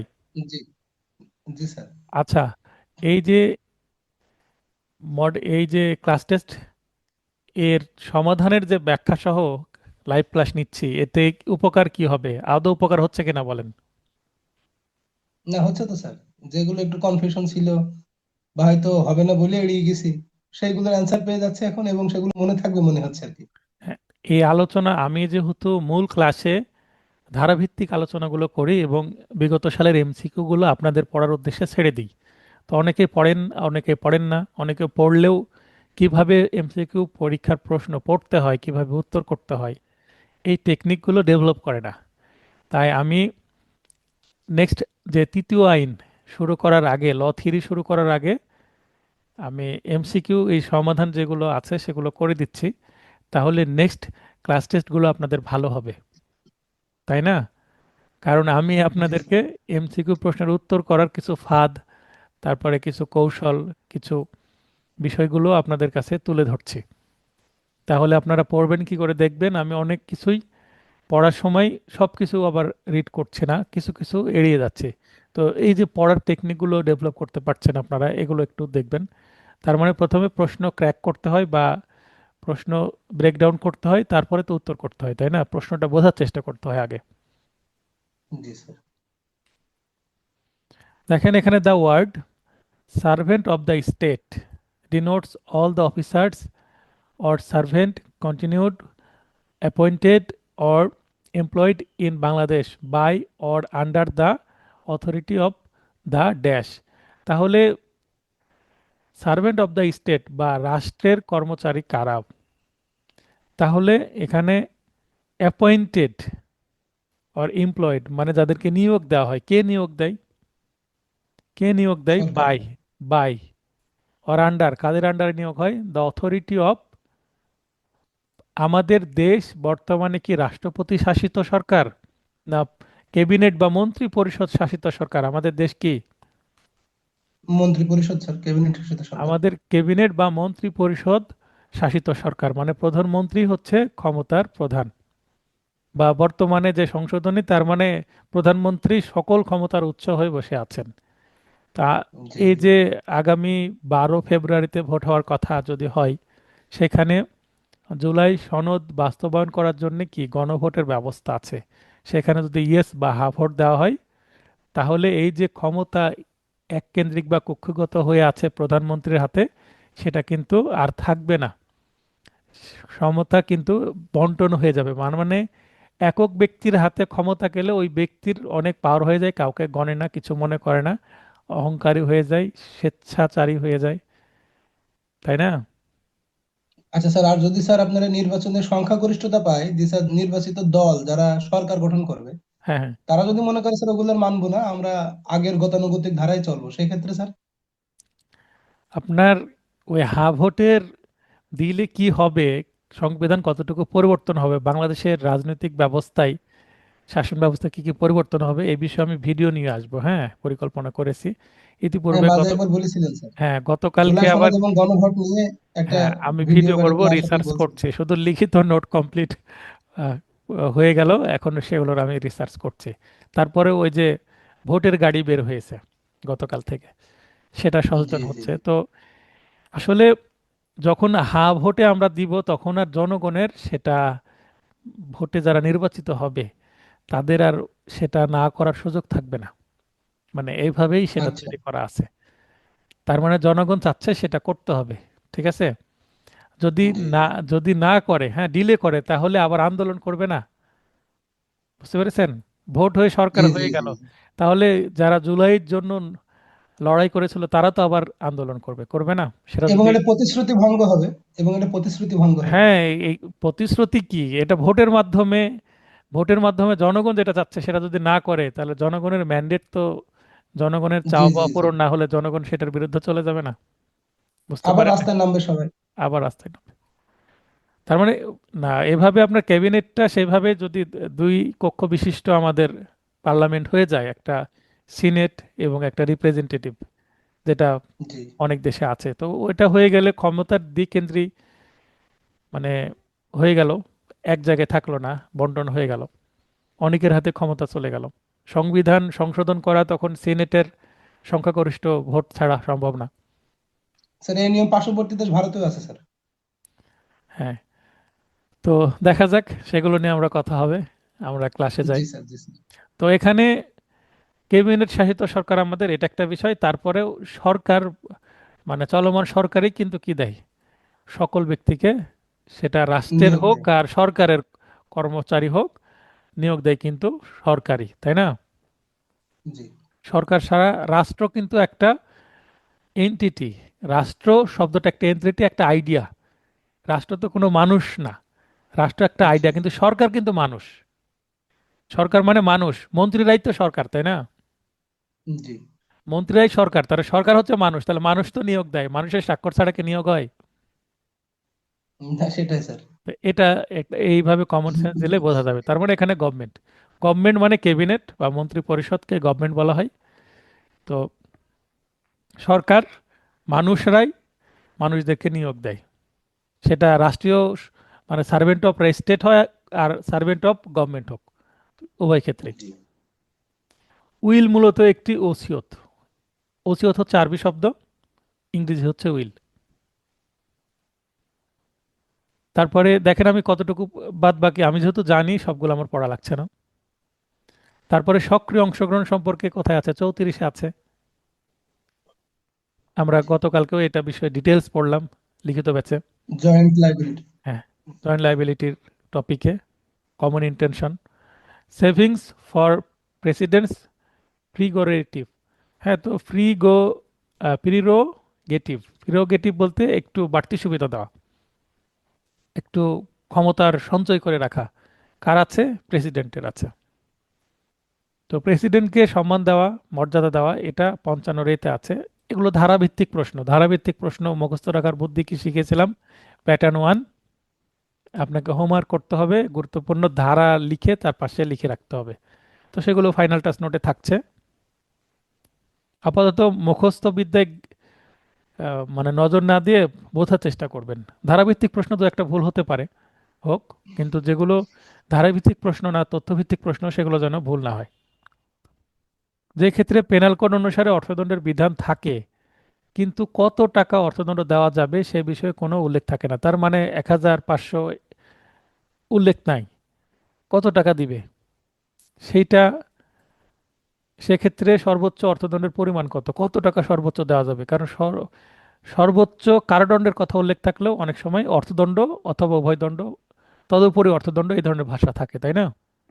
জি অ্যান্ড শ্যাল বি মানে লাইবল ফর ফাইন এরকম থাকে, অ্যান্ড ফাইন এ ধরনের ল্যাঙ্গুয়েজ থাকে। সেক্ষেত্রে কোনো নির্দিষ্ট সীমা নেই, মানে আনলিমিটেড ইংরেজিতে।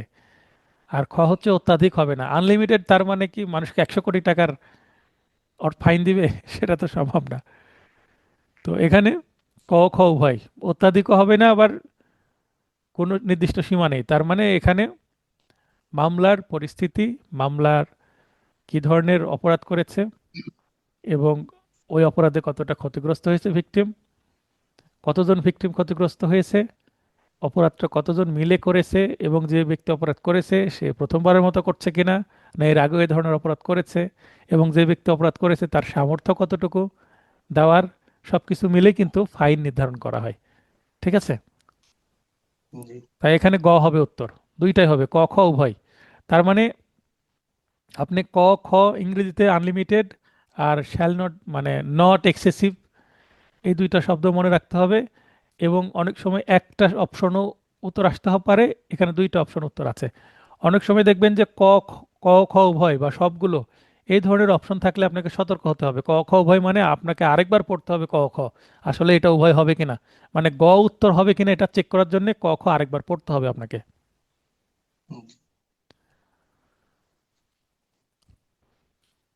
দণ্ডাদেশ প্রদানের পরবর্তী কত বছরের মধ্যে অর্থদণ্ড আদায়যোগ্য? এটা বহুল আসা প্রশ্ন, বিগত বছরগুলোতে বারবার আসে। 6 বছর, 6 বছরের মধ্যে আদায় করতে হবে। যদি 2 বছর কারাদণ্ড হয় ওই 2 বছরের মধ্যে করতে হবে, যদি 10 বছর কারাদণ্ড হয় তাহলে 6 বছরের মধ্যে করতে হবে। তার মানে 6 বছরের বেশি সময় যদি কারাদণ্ড হয় তাহলে 6 বছরের মধ্যেই করে ফেলতে হবে। আর 6 বছরের যদি কম সময়ের কারাদণ্ড হয় তাহলে জেলখানায় থাকা অবস্থায় 2 বছরের কারাদণ্ড 2 বছরের মধ্যেই তার টাকাটা আদায় করে নিতে হবে। নাহলে ছেড়ে দেওয়ার পর তাকে আবার খুঁজে বেড়াবে ফাইন জি কালেকশন করার জন্যে। বুঝতে পেরেছেন? জি স্যার। মানে ভেতরে থাকা অবস্থায় তার টাকাটা মানে তুলে নেওয়ার ব্যবস্থা করতে হবে, ছেড়ে দিলে তো তাকে আর খুঁজে পাওয়া যাবে না, আদায়টা অনিশ্চিত হয়ে যাবে। এটা ৭০ ধারায় আছে, খুবই বারবার আসে এটা। সলিটারি কনফাইনমেন্ট মানে নির্জন কারাবাস। তাহলে এর বাংলাটা আপনার জানা না থাকলে সলিটারি কনফাইনমেন্ট দেখে অনেকের মাথা ঘোরাবে, ইংলিশ প্রশ্ন আগেই একটু দূর দিয়ে যাবে, তাই না, জি অ্যাভয়েড করে জি যাবে। জি তাহলে দেখেন সলিটারি কনফাইনমেন্ট কিন্তু আমার নোটে আছে ৭৪ ধারার মধ্যে।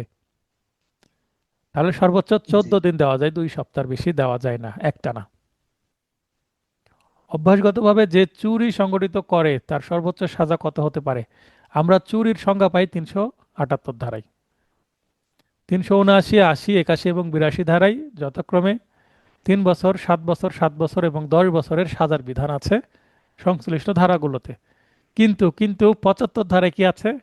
এখানে অভ্যাসগতভাবে যে চুরি করে, তার মানে অভ্যাসগতভাবে চুরি করেছে, এর আগে 3 বছরের সাজা হয়েছে, পরবর্তীতে যদি আবার 3 বছরের সাজা বা তার বেশি সাজা হয় সেক্ষেত্রে এই সাজাটাকে বৃদ্ধি করে সর্বোচ্চ যাবজ্জীবন করে দেওয়া যাবে। তার মানে তার অভ্যাস হয়ে গেছে চুরি করা, তাকে আটকানোর জন্য আর কোনো উপায় নাই, তাকে যাবজ্জীবন কারাদণ্ড দিয়ে ভিতরে রেখে দিতে হবে। 75 ধারা যদি পড়েন এই বিষয়টা বুঝতে পারবেন। এখানে চুরি শুধু না, আরো কয়েকটি অপরাধের কথা 75 ধারায় বলা আছে, যে জি, এবং যারা এটা একটা কঠিন প্রশ্ন স্যার। এবং এটা একটা কঠিন প্রশ্ন, এটা অবশ্য ভুল করেছি আমি আমি অ্যান্সারে। এটা যাই হোক। এটা 10 বছর অনেকে উত্তর করবেন, 82 জি ধারা জি, 10 টার্গেট বছরই করে। করেছিলাম স্যার। তো এর 10 বছরই করেছিলাম। হ্যাবিচুয়াল অফেন্ডার মানে যারা অভ্যাসগতভাবে একটি কাজ বারবার জি করে, এটাকে আমরা কিন্তু প্রসিকিউশন তারপর ডিফেন্সে কিন্তু দেখি। একটা যেমন মামলা আসছে কিছুদিন আগে আমার কাছে, গরু চুরির মামলা। তো এই মামলায় আসামির যে ফরওয়ার্ডিং বা চালান ফরওয়ার্ড যেটাকে বলে, মানে আসামিকে অ্যারেস্ট করে থানায় দিলে তার আরেকটা কাগজ তৈরি হয় যেটাকে আমরা চালান ফরওয়ার্ড বলি। তো আসামির ফরওয়ার্ডিংয়ে দেখা যাচ্ছে তার ইতিপূর্বে বিভিন্ন জেলায় ঠিক চুরির মামলা, মানে গরু চুরির মামলা আরো 8টা আছে। দিস ইজ আচ্ছা আচ্ছা। হিজ মামলা হ্যাবিচুয়াল। নম্বর 9, মানে এটা 9 নম্বর মামলা। এই মামলায় আসামি পক্ষ আমার কাছে আসছে, জামিনের চেষ্টা করেছি একবার, জামিন দেয়নি। আগামী রবিবারে আবার বেল ধরা হবে। তো এখানে 6 তারিখে সে ধরা পড়েছে ডিসেম্বরের। মিস কেস আশা করি যদি এর মধ্যে না দেয়, মিস কেসে হয়তো বা 6 তারিখের পরে দিতেও পারে। এর মধ্যে আবার একাধিক আসামি আছে, একজন আসামি আবার 164 ধারায় জবানবন্দিও দিয়েছে, দিয়ে আবার আমার আসামির নামও বলেছে যে এও ছিল আমাদের গ্রুপে। মানে আরো বিপরীতে চলে গেল। এই আলোচনাটা কেন করছি? জটিল। এই দেখবেন যে সিনিয়ররা বলে পিসিপিআর এ কয়টা মামলা আছে বেল হিয়ারিং এর সময় বা আগে। তো আচ্ছা, কি ফরওয়ার্ডিং এ বলে স্যার? ওটা কি পিসিপিআর, বলে? পিসিপিআর এ আচ্ছা কয়টা আচ্ছা। মামলা আছে, হ্যাঁ। তো পিসিপিআর এ কয়টা মামলা আছে মানে পূর্বের কয়টা মামলা আছে, নিষ্পত্তি হোক বা জি চলমান হোক। নিষ্পত্তি হয়ে গেলেও একটা মানুষ যদি খালাসও পায়, তার বিরুদ্ধে মামলা থাকা মানে তো দোষ তো তার আছে, তাই না? জি জি জি। মামলা হলে তো দুর্নাম হবে খালাস পেল। আর যদি সাজা হয় বা অনেক সময় আপোষ হয়ে বের হয়ে আসতে পারে, মামলা হওয়া মানে লাইফে একটা লাল দাগ পড়ে গেল, তাই না? জি তো পিসিপিআর এ মামলা থাকা মানে জামিনের সম্ভাবনা কমে যায়, তাই না?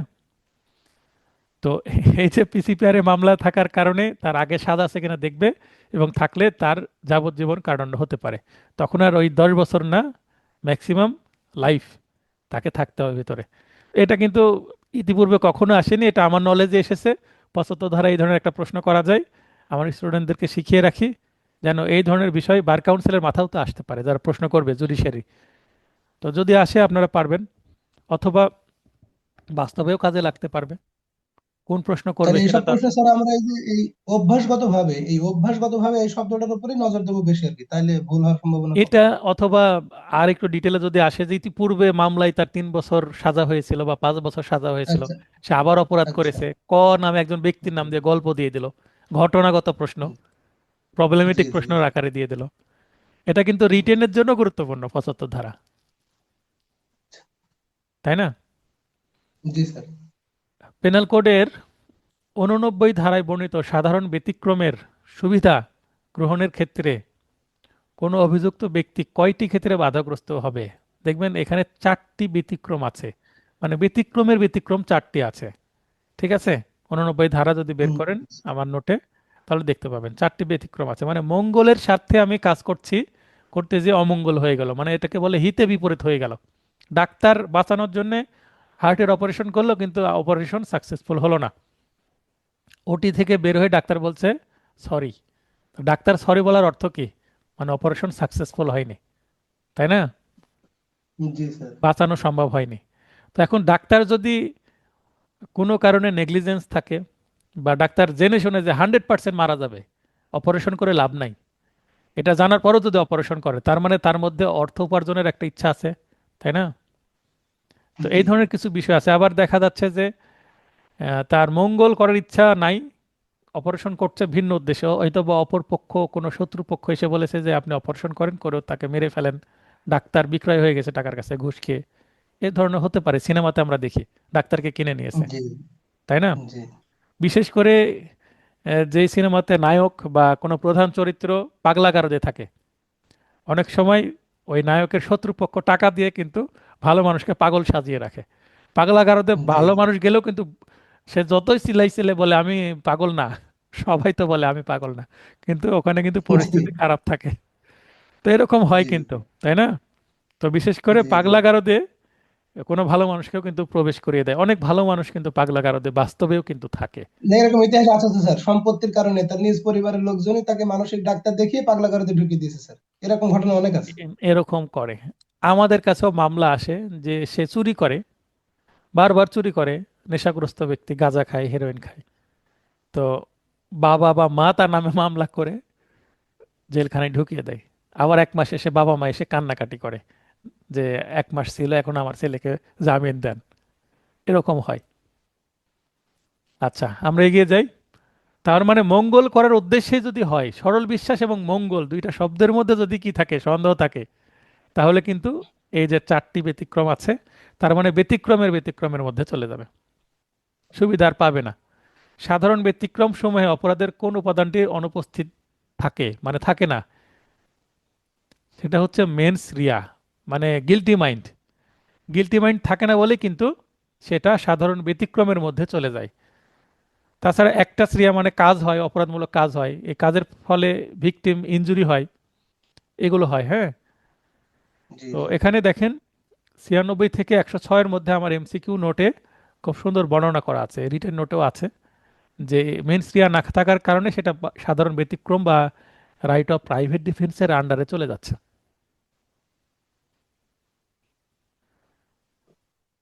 এই 27 নম্বর প্রশ্নতে আপনাদের আমি প্রশ্ন করব, সবাই একটু সতর্ক হন এবং মাইক অন করার জন্য রেডি থাকেন। এমন একটি রোগে ভুগছে যে এক আঘাতেই তার মৃত্যু হওয়ার সম্ভাবনা আছে। প্রথম সেন্টেন্সে 2টি তথ্য পেলাম।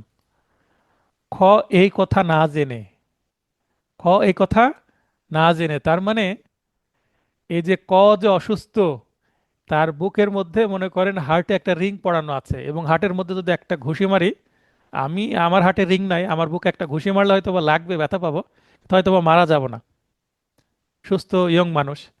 কিন্তু একজন 70-80 বছরের ব্যক্তি, তার হার্টে রিং পরানো আছে, তার বুকে একটা ঘুষি মারলে মারা যাওয়ার সম্ভাবনা ভালো, তাই না?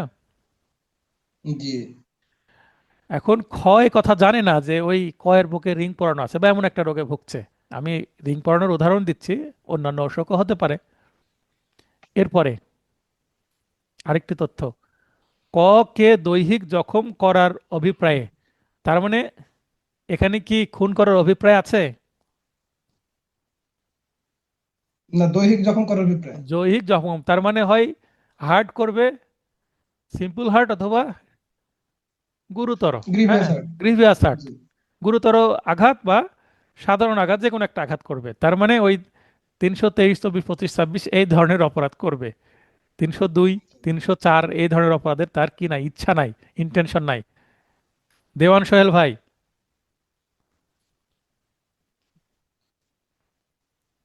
বুঝতে পারছেন? দেওয়ান সোহেল ভাই উনি ক্লাসে আছেন কিনা দেখে নেই। হ্যাঁ আছেন, লাইনে আসেন ভাই। তাহলে খ কিন্তু, হ্যাঁ খ কিন্তু ক কে দৈহিক জখম করবে, মেরে ফেলবে না। বুঝতে পারছেন সোহেল ভাই? জি হ্যাঁ স্যার, হ্যাঁ বলেন। এবার দেখেন, এমন আঘাত করে যা একজন সুস্থ ব্যক্তির মৃত্যু করতে পারে। অরেঞ্জ হাইলাইট করলাম শেষে, কালারগুলো তো চেনা যায় ভিন্ন ভিন্ন নাকি? জি হ্যাঁ স্যার। স্যার। তাহলে অরেঞ্জ হাইলাইটের মধ্যে কি আছে দেখেন তো। এমন এমন আঘাত আঘাত করে করে। যা একজন সুস্থ ব্যক্তির মৃত্যু ঘটতে পারে। এবার আমি উত্তরে চলে যাই। উক্ত আঘাতের ফলে ক মারা যায়, এটি একটি কি হবে? তো এখানে, এটা একটি খুন স্যার। এখানে দেখেন রোগে ভুগছে ঠিক আছে, এখন জানতো না এটাও ঠিক আছে, হ্যাঁ হুম। জানতো না ঠিক আছে, কিন্তু এখানে অনেকের মনে হতে পারে অপরাধমূলক নরহত্যা, তার মানে ক উত্তর করবে, কিন্তু এখানে গ উত্তর হওয়ার কারণটা কি, কে ব্যাখ্যা করবেন? স্যার স্যার আমি বলবো তো স্যার। অপরাধমূলক করা মানে ঠিক হচ্ছে। এখানে কিন্তু খুন করার উদ্দেশ্য নাই, বলছে দৈহিক জখম করার উদ্দেশ্য আছে তার। আমি দৈহিক জখম করব বলে মারলাম, কিন্তু খুনের দায়ে আমি দোষী কেন হব? কারণ এর আগে আমরা জানলাম যে 299 এবং 300 ধারার বা মার্ডার এবং কালপেবল হোমিসাইডের মেন পার্থক্য কি? Intention to kill or intention to murder, তাই না?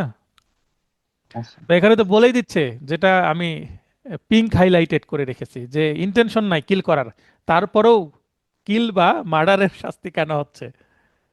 কে বলবেন? স্যার স্যার বলবো স্যার। মাথায় ঢুকছে। বলেন। স্যার আপনি এই যে অরেঞ্জ হাইলাইট করলেন স্যার, এটার মধ্যে উত্তর আছে স্যার। মানে এমন আঘাত যা একজন সুস্থ ব্যক্তি মারা যাবে, তার মানে এটা খুন স্যার। 300 ধারার 4টি উপাদান আছে না?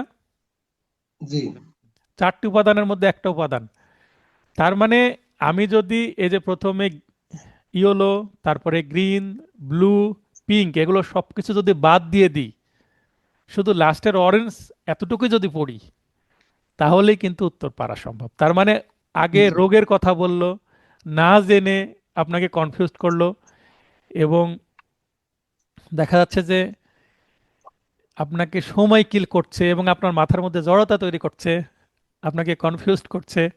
তারপরে শেষে বলছে যে এমন আঘাত করে যে একজন সুস্থ ব্যক্তির মৃত্যু করতে পারে। ভাই অসুস্থ ব্যক্তি তো মারা যাবে, এমন আঘাত করেছে, মনে করেন হাতে একটা তরবারি আছে, তরবারি দিয়ে গলা কেটে ফেলেছে, তো তরবারি দিয়ে গলা কাটলাম। এখন খকে প্রশ্ন কর, যদি খ যদি আদালতে এসে ক যদি আদালতে না, সরি খ, খ তো এখানে আসামি। খ যদি আদালতে এসে বলে যে আমার তো তার হত্যার উদ্দেশ্য ছিল না, আমি শুধু তার গলা কাটতে চেয়েছিলাম, যে গলা মাথা থেকে, মানে মাথা, এই মাথা শরীর থেকে আলাদা করে দেওয়ার ইচ্ছা তো, শরীর থেকে যদি মাথা আলাদা করা হয় মানুষ বাঁচবে? না স্যার, বাঁচবো না স্যার। আমার মৃত্যুর মানে তাকে খুন করার উদ্দেশ্য নেই, আমার শুধুমাত্র মাথা আলাদা করার ইচ্ছা, এটা বললে কি হবে? তার মানে এমন ডেঞ্জারাস কাজ করছি যে সুস্থ ব্যক্তি মারা যাবে। এটা একটা পয়েন্ট আছে না 300 ধারায়? জি স্যার। তার মানে অরেঞ্জ হাইলাইটেড অংশটুকুই বলে দিচ্ছে এটা খুন হবে। তার মানে ওই যে এই রোগে ভোগা, মৃত্যুর সম্ভাবনা আছে না জেনে, দৈহিক জখম করার অভিপ্রায়, এই শব্দগুলো ব্যবহার করে প্রশ্নটাকে জটিল করা হয়েছে। কিন্তু আপনি পড়বেন, বোঝার চেষ্টা করবেন। এই যে আমি সুন্দরভাবে বিভিন্ন বিভিন্ন কালার ব্যবহার করলাম, আপনার পরীক্ষার হলে এত কালার নিয়ে যাওয়ার দরকার নেই, কিন্তু কি করবেন, আপনি আলাদা আলাদা আন্ডারলাইন করবেন। যেমন একটানে ক এমন একটি রোগে ভুগছে পর্যন্ত একটানে এতটুকু আন্ডারলাইন করবেন। তারপরে এক আঘাতে তার মৃত্যু হওয়ার সম্ভাবনা আছে, এটা আরেকটা আন্ডারলাইন করবেন। তার মানে দুইটা আন্ডারলাইনের মধ্যে আপনি সামান্য ফাঁকা রাখবেন। আমার কথা বোঝা যাচ্ছে? স্যার বোঝা যাচ্ছে স্যার। স্যার প্রশ্ন কি আন্ডারলাইন করা যায় স্যার পরীক্ষার হলে স্যার? অবশ্যই করা যাবে, প্রশ্ন আপনি লিখতে আচ্ছা। পারবেন, সমস্যা নাই। প্রশ্ন তো আপনাকে দিয়ে দেয় এখন, প্রশ্ন তা নিয়ে নেয় না। জি প্রশ্ন দিয়ে দেয়, আপনার প্রশ্নে আপনি ছোটখাটো দাগ দিতেই পারবেন, নো প্রবলেম।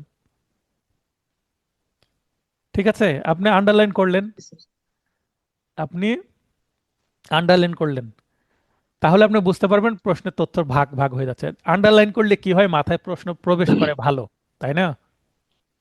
জি যেটা জটিল সেটা, আর যেটা ছোট প্রশ্ন, বিশেষ করে যেই প্রশ্নে বাক্য একাধিক, সে প্রশ্ন আন্ডারলাইন করলে সুবিধা হয়, বিশেষ করে রিটেন পরীক্ষার সময়। এটা রিটেনে, এই সেম প্রশ্ন রিটেনে তুলে দিয়ে আমি প্রশ্ন করতে পারি, পারি না? জি আচ্ছা, অ্যাবেটমেন্টের সংজ্ঞা দেওয়া হয়েছে কোথায়? এটা বোঝার কিছু নয়, মুখস্থ করতে হবে। 107-এ, 107 ধারায় অ্যাবেটমেন্টের সংজ্ঞা আছে। জি বর্তমানে কোন সাজাটি বলবৎ নেই? বলবৎ নেই মানে চালু নাই, দেওয়া যায় না। 53 ধারায় আছে, ট্রান্সপোর্টেশন, দ্বীপান্তর। দ্বীপান্তর। অ্যাবেটমেন্ট সংগঠনের উপাদান কয়টি? 3টি। এবার আরেকটি প্রশ্ন অ্যাবেটমেন্ট থেকেই, এ বি কে সি এর ঘর পোড়ানোর জন্য প্ররোচিত করে, তাহলে কি করতে বললো? ঘর পুড়িয়ে দাও। এ বললো যা ঘর পুড়িয়ে দিয়ে আয়। তো ঘর পোড়াতে গিয়ে দেখলো যে ঘরের মধ্যে মূল্যবান সম্পদ আছে, সোনাদানা আছে, ল্যাপটপ, মোবাইল আছে। তো সেগুলো চুরি করে নিয়ে চলে আসলো। তো চুরি করতে তার বলেনি বস, তাই না? যে চুরি যে করেছে সে জি নিজের নিজের থেকে করেছে, তাই বস তো চুরির দায় নিবে না, শুধু ঘর পোড়ানোর দায় নিবে, তাই না? তাহলে ঘর পোড়াতে প্ররোচনার জন্য দায়ী হবে এ, আর বাদ বাকির জন্য দায়ী হবে কি? বি, তাই না? বি এটা আমরা কিন্তু 111 ধারায় পড়েছি উদাহরণ। মৃত্যু বা যাবজ্জীবন কারাদণ্ডের দণ্ডনীয় অপরাধে প্ররোচনার শাস্তি কি? যদি অপরাধটি সংঘটিত হয়, মানে অপরাধটি যেটা করতে এসেছিল সেটাই করেছে এবং আরেকজন প্ররোচনা দিয়েছে, বা ভিন্ন অপরাধ হয়, খুন করতে গিয়েছে, খুন হয়নি কিন্তু গুরুতর আঘাত পেয়েছে, সেক্ষেত্রে কিন্তু 14 বছর বলা আছে। 115 ধারাটা দেখে নেবেন, আমি পড়েছি এগুলো খুব সুন্দর করে। খুন এবং দণ্ডনীয় নরহত্যার মধ্যে মূল মুখ্য পার্থক্যকারী উপাদান কোনটি? এটা কিন্তু খুবই গুরুত্বপূর্ণ প্রশ্ন, বারবার আসে। খুনের অভিপ্রায়, একটু আগে বলছিলাম যে ইন্টেনশন টু মার্ডার, ঠিক আছে, জি 300 ধারার আছে। রাষ্ট্রদ্রোহের সর্বোচ্চ কারাদণ্ড কি? রাষ্ট্রদ্রোহ করলে কি যাবজ্জীবন? বোঝাই যাচ্ছে অনেক বড় অপরাধ, শাস্তিও কি হবে? বেশি হবে। কয়টি ক্ষেত্রে সমাবেশ বেআইনি হয়ে উঠতে পারে? 5টি ক্ষেত্রে। বেআইনি সমাবেশ যখনই শুনবেন তখন পাঁচ, হাতের পাঁচ। এ- পাঁচজন এখানে আমি একটু পাঁচ উদাহরণ দিই। জি, হাতের পাঁচ যদি এটা আছে, মানে আমি হাত দেখাচ্ছি, যদি এরকম করে, এটাকে কি বলে? মুষ্টি হয়ে গেল, তার মানে মুষ্টি জি এই অবস্থায় যদি কাউকে আঘাত করা হয় সেটাকে চড় বলে, আর এই অবস্থায় আঘাত করলে সেটাকে কি বলে? ঘুষি বা বক্সিং, তাই না? ঘুষি জি তো কোনটাতে আঘাত বেশি পাবে মানুষ একত্রে করলে? তার মানে ঘুষি জি হ্যাঁ, স্যার তাহলে একতাই বল। এই পাঁচটা আঙ্গুল একত্রে হলেই বল বেশি প্রয়োগ করা যাবে। জি তো এই জি পাঁচ, তার মানে সবাই একত্রে হলো, 5 জন একত্রে হলো, বেআইনি সমাবেশ। তার মানে সংখ্যা 5 জন, উপাদান 5টি, ঠিক আছে। আবার জি জি অ্যাবেটর আছে, 108 ধারা অ্যাবেটর আছে না? জি অ্যাবেটরের আপনার অ্যাবেটরের ক্ষেত্রেও কিন্তু আপনার ব্যতিক্রম আছে 5টি, তো সেগুলো আমি ফাইনাল টাচ নোটে, মানে 5 দিয়ে কোথায় কোথায় আছে সেগুলো একত্রে করার চেষ্টা করব, হ্যাঁ। তারপর 375 ধারায় রেপের উপাদান 5টি, এগুলো একত্রে করে দিয়ে দিলে আপনার মনে রাখতে সুবিধা হবে সংখ্যাভিত্তিক প্রশ্নগুলো। যে পাঁচ সংখ্যাটা অনেক জায়গায় আছে স্যার। হুম হুম। কোন অপরাধ সংগঠন সংক্রান্ত আলামত? আলামত মানে কি? এভিডেন্স। মনে করেন রক্ত, চাকু, তারপরে পোশাক, এগুলো যদি নষ্ট করে তার মানে কি? এভিডেন্স নষ্ট করছে, সাক্ষ্য নষ্ট করছে, তাহলে এটা 201 ধারায় সাজা হবে। আলামত শব্দটা কিন্তু 201 ধারার মধ্যে আমার নোটেও নাই, ঠিক আছে। কিন্তু আলামত শব্দ মানে কি? আচ্ছা সাক্ষ্য নষ্ট করা। আমার নোটের মধ্যে আলামত শব্দটা নাই, কিন্তু বাস্তবে আলামত শব্দটা অনেক আচ্ছা ব্যবহার হয় কোর্টে, ঠিক আছে। আচ্ছা আচ্ছা কয়টি ক্ষেত্রে সম্পত্তি, তারপর আবার এখানে আছে ও শরীরের, তার মানে অনেকেই এটা কি দিয়ে দিবে? 6টি দিয়ে দিবে। স্যার আমি নিজে দিয়েছি স্যার, আবার তাড়াহুড়া করে প্রশ্ন না, করেছি। এখানে সম্পত্তির জন্য 4টি আছে, তাহলে সম্পত্তি প্রথমে দিয়েছি, আবার চারও প্রথমে দিয়ে দিয়েছি। তার মানে সম্পত্তি দেখে 4 অনেক উত্তর করবে, ফাঁদে পড়বে, আপনি যেমন পড়েছেন। কিন্তু পরে যে কিন্তু ও আমি 10টা। শরীরের দিয়ে দিয়েছি, বিগত সালের প্রশ্ন জি কিন্তু শরীর অথবা সম্পত্তি পৃথক পৃথক ভাবে আসে, দুইটা একসঙ্গে আসে না। আমি একসঙ্গে দিয়ে দিয়েছি, উত্তর হয়ে যাবে কি 4, 6, 10, 10। মানে শেষেরটা। তার মানে 100 এবং 103 দুইটা ধারাকে টার্গেট করে প্রশ্ন করা। দারুণ ফাঁদ, তাই না? জি স্যার, এই ফাঁদে পড়ে গেছি স্যার। দাঙ্গা মানে রায়োটিং, ইংরেজিতে বেআইনি সমাবেশ মানে আনলফুল অ্যাসেম্বলি বা ইলিগ্যাল অ্যাসেম্বলি, যেটাই বলি না কেন। মধ্যে পার্থক্য সৃষ্টিকারী উপাদান কোনটি? Force or violence. ফোর্স মানে বল প্রয়োগ, ভায়োলেন্স মানে সহিংসতা। যে কোনো একটা হলেই হবে। গতে কিন্তু উভয় আছে। হ্যাঁ, গতে উভয় আছে, উভয় দরকার নাই। অ্যান্ড দিলে দুইটাই থাকতে হবে, বল প্রয়োগও করতে হবে, সহিংস আচরণও করতে হবে। দুইটার তো দরকার নেই, যে কোনো একটা হলেই হবে। এবং রাইটিং এর সংজ্ঞাতে কিন্তু ফোর্স অর ভায়োলেন্স শব্দটাই আছে 146 ধারায়। এটা বিগত সালের প্রশ্ন নয়, আমার তৈরি করা প্রশ্ন। Dash of unlawful assembly guilty of offence committed in prosecution of common object. 149 ধারার যে প্রভিশন বা সেন্টেন্স হুবহু তুলে দিয়েছে। তো এখানে দেখেন, each member, every member, any member, all member, সবগুলো শুনতে একই রকম এবং অর্থ মোটামুটি একই, তাই না? জি কিন্তু আইনে কোনটা আছে সেটাই হবে উত্তর। আইনে আছে এভরি মেম্বার, আপনাকে এভরি মেম্বারই দিতে হবে। ইস মেম্বার বা এনি মেম্বার বা অল মেম্বার দিলেও হবে না। এভরি আর অল এর মধ্যে তো পার্থক্যই নাই, আছে কি? জি, সেটাই স্যার। যেহেতু আইনে এভরি মেম্বার আছে, তাই আপনাকে এভরি মেম্বার উত্তর দিতে হবে। 40 নম্বর প্রশ্ন, বিগত সালে আসেনি, আমার তৈরি করা প্রশ্ন, নতুন প্রশ্ন। নির্বাচনের অধিকার নয় কোনটি? তো নির্বাচনের অধিকার সংক্রান্ত বিধান আছে 71 এতে, 171 এতে। তো নির্বাচনের অধিকার বলতে কেউ নির্বাচনে দাঁড়াবে, প্রার্থী হওয়া, যেমন তাসনিম যারা, উনি প্রার্থী হবেন শুনতে পাচ্ছি, তাই না? এনসিপির একজন জি মানে হেভিওয়েট প্রার্থী, খুবই সুপরিচিত একজন ব্যক্তি, সোশ্যাল মিডিয়াতে আগে থেকে অ্যাক্টিভ ছিলেন, ভালো মানুষ, ভালো কাজ করবেন আশা করি। তো তিনি ভোটে দাঁড়িয়েছেন। এরকম অনেক প্রার্থী ভোটে দাঁড়াবে, আবার অনেক প্রার্থী ভোটে দাঁড়ানোর পরে প্রার্থীপদ প্রত্যাহার করবে, শেষের দিকে বসে যাবে, অপর কোনো জি জি পক্ষের জি। অপর কোনো পক্ষের প্রভাবে বসে যাবে। এটাকে বলে ডামি প্রার্থী। ডামি প্রার্থী মানে যারা হ্যাভিওয়েট প্রার্থী, তারা কিছু কৌশল করে, কিছু টাকা খরচ করে, তার বিপরীতে আপনার স্বতন্ত্র 4-5টা প্রার্থী দাঁড় করে দেয় এবং তাদেরকে প্রচার করতে বলে, এবং তাদের প্রত্যেকের মনে করেন 1000 করেও যদি ভোট হয়, 1000-2000 করে ভোট তারা রেডি করলো, এবং শেষের দিকে ওই দামি প্রার্থীদেরকে কিনে নিল। হয়তো প্রথম থেকেই দামি ছিল না, পরে আবার বিক্রি হয়ে গেল বেশি টাকায়। সে চিন্তা করলো আমি জি পাশ তো হয়তো করতে স্যার। পারবো পারবো না, যে পাশ করতে পারবো তার থেকে, যে পাশ করতে পারবে তার থেকে আমি যদি 5-10 লক্ষ টাকা পাই, তাহলে সমস্যা কি? যে বসে গেল। বসে যাওয়া মানে প্রার্থী পদ প্রত্যাহার করা। এটাও কিন্তু অধিকার আছে, আমি দাঁড়াতেও পারি, আমি বসেও যেতে পারি, এটা অধিকার। আমি বসতে পারবো না এরকম কোনো কিছু না, এটাও রাইট, ইলেকটোরাল রাইট ইংরেজিতে। ভোট প্রদান, ভোটারের অধিকার, ভোট প্রদান করা, ভোট প্রদান থেকে বিরত থাকা অধিকার। আমি ভোট দিতেও পারি, না দিতেও পারি, আমার ইচ্ছা, কেউ জোর করতে পারবে না আমাকে ভোট দেওয়ার জন্য। তাহলে ভোট দেওয়া আমার অধিকার, ভোট না দেওয়া আমার অধিকার। কিন্তু পোলিং এজেন্ট হওয়া মানে কি? ভোট যে গণনায় সহযোগিতা করাকে পোলিং এজেন্ট বলে। পোলিং এজেন্ট এক জিনিস আর পোলিং অফিসার আরেক জিনিস। পোলিং অফিসার মানে প্রথম থেকেই ওই যে ভোটের কাজে দায়িত্ব পালন করা, যারা সরকারি চাকরি করে, বিশেষ করে চাকরিজীবী। প্রাইমারি টিচার বা তৃতীয় বা চতুর্থ শ্রেণীর যারা কর্মচারী, তাদেরকে কিন্তু পোলিং এজেন্ট করা হয়। এই ধরনের মানে স্থানীয় সরকার নির্বাচন মানে এমপি মন্ত্রী তো ন্যাশনাল,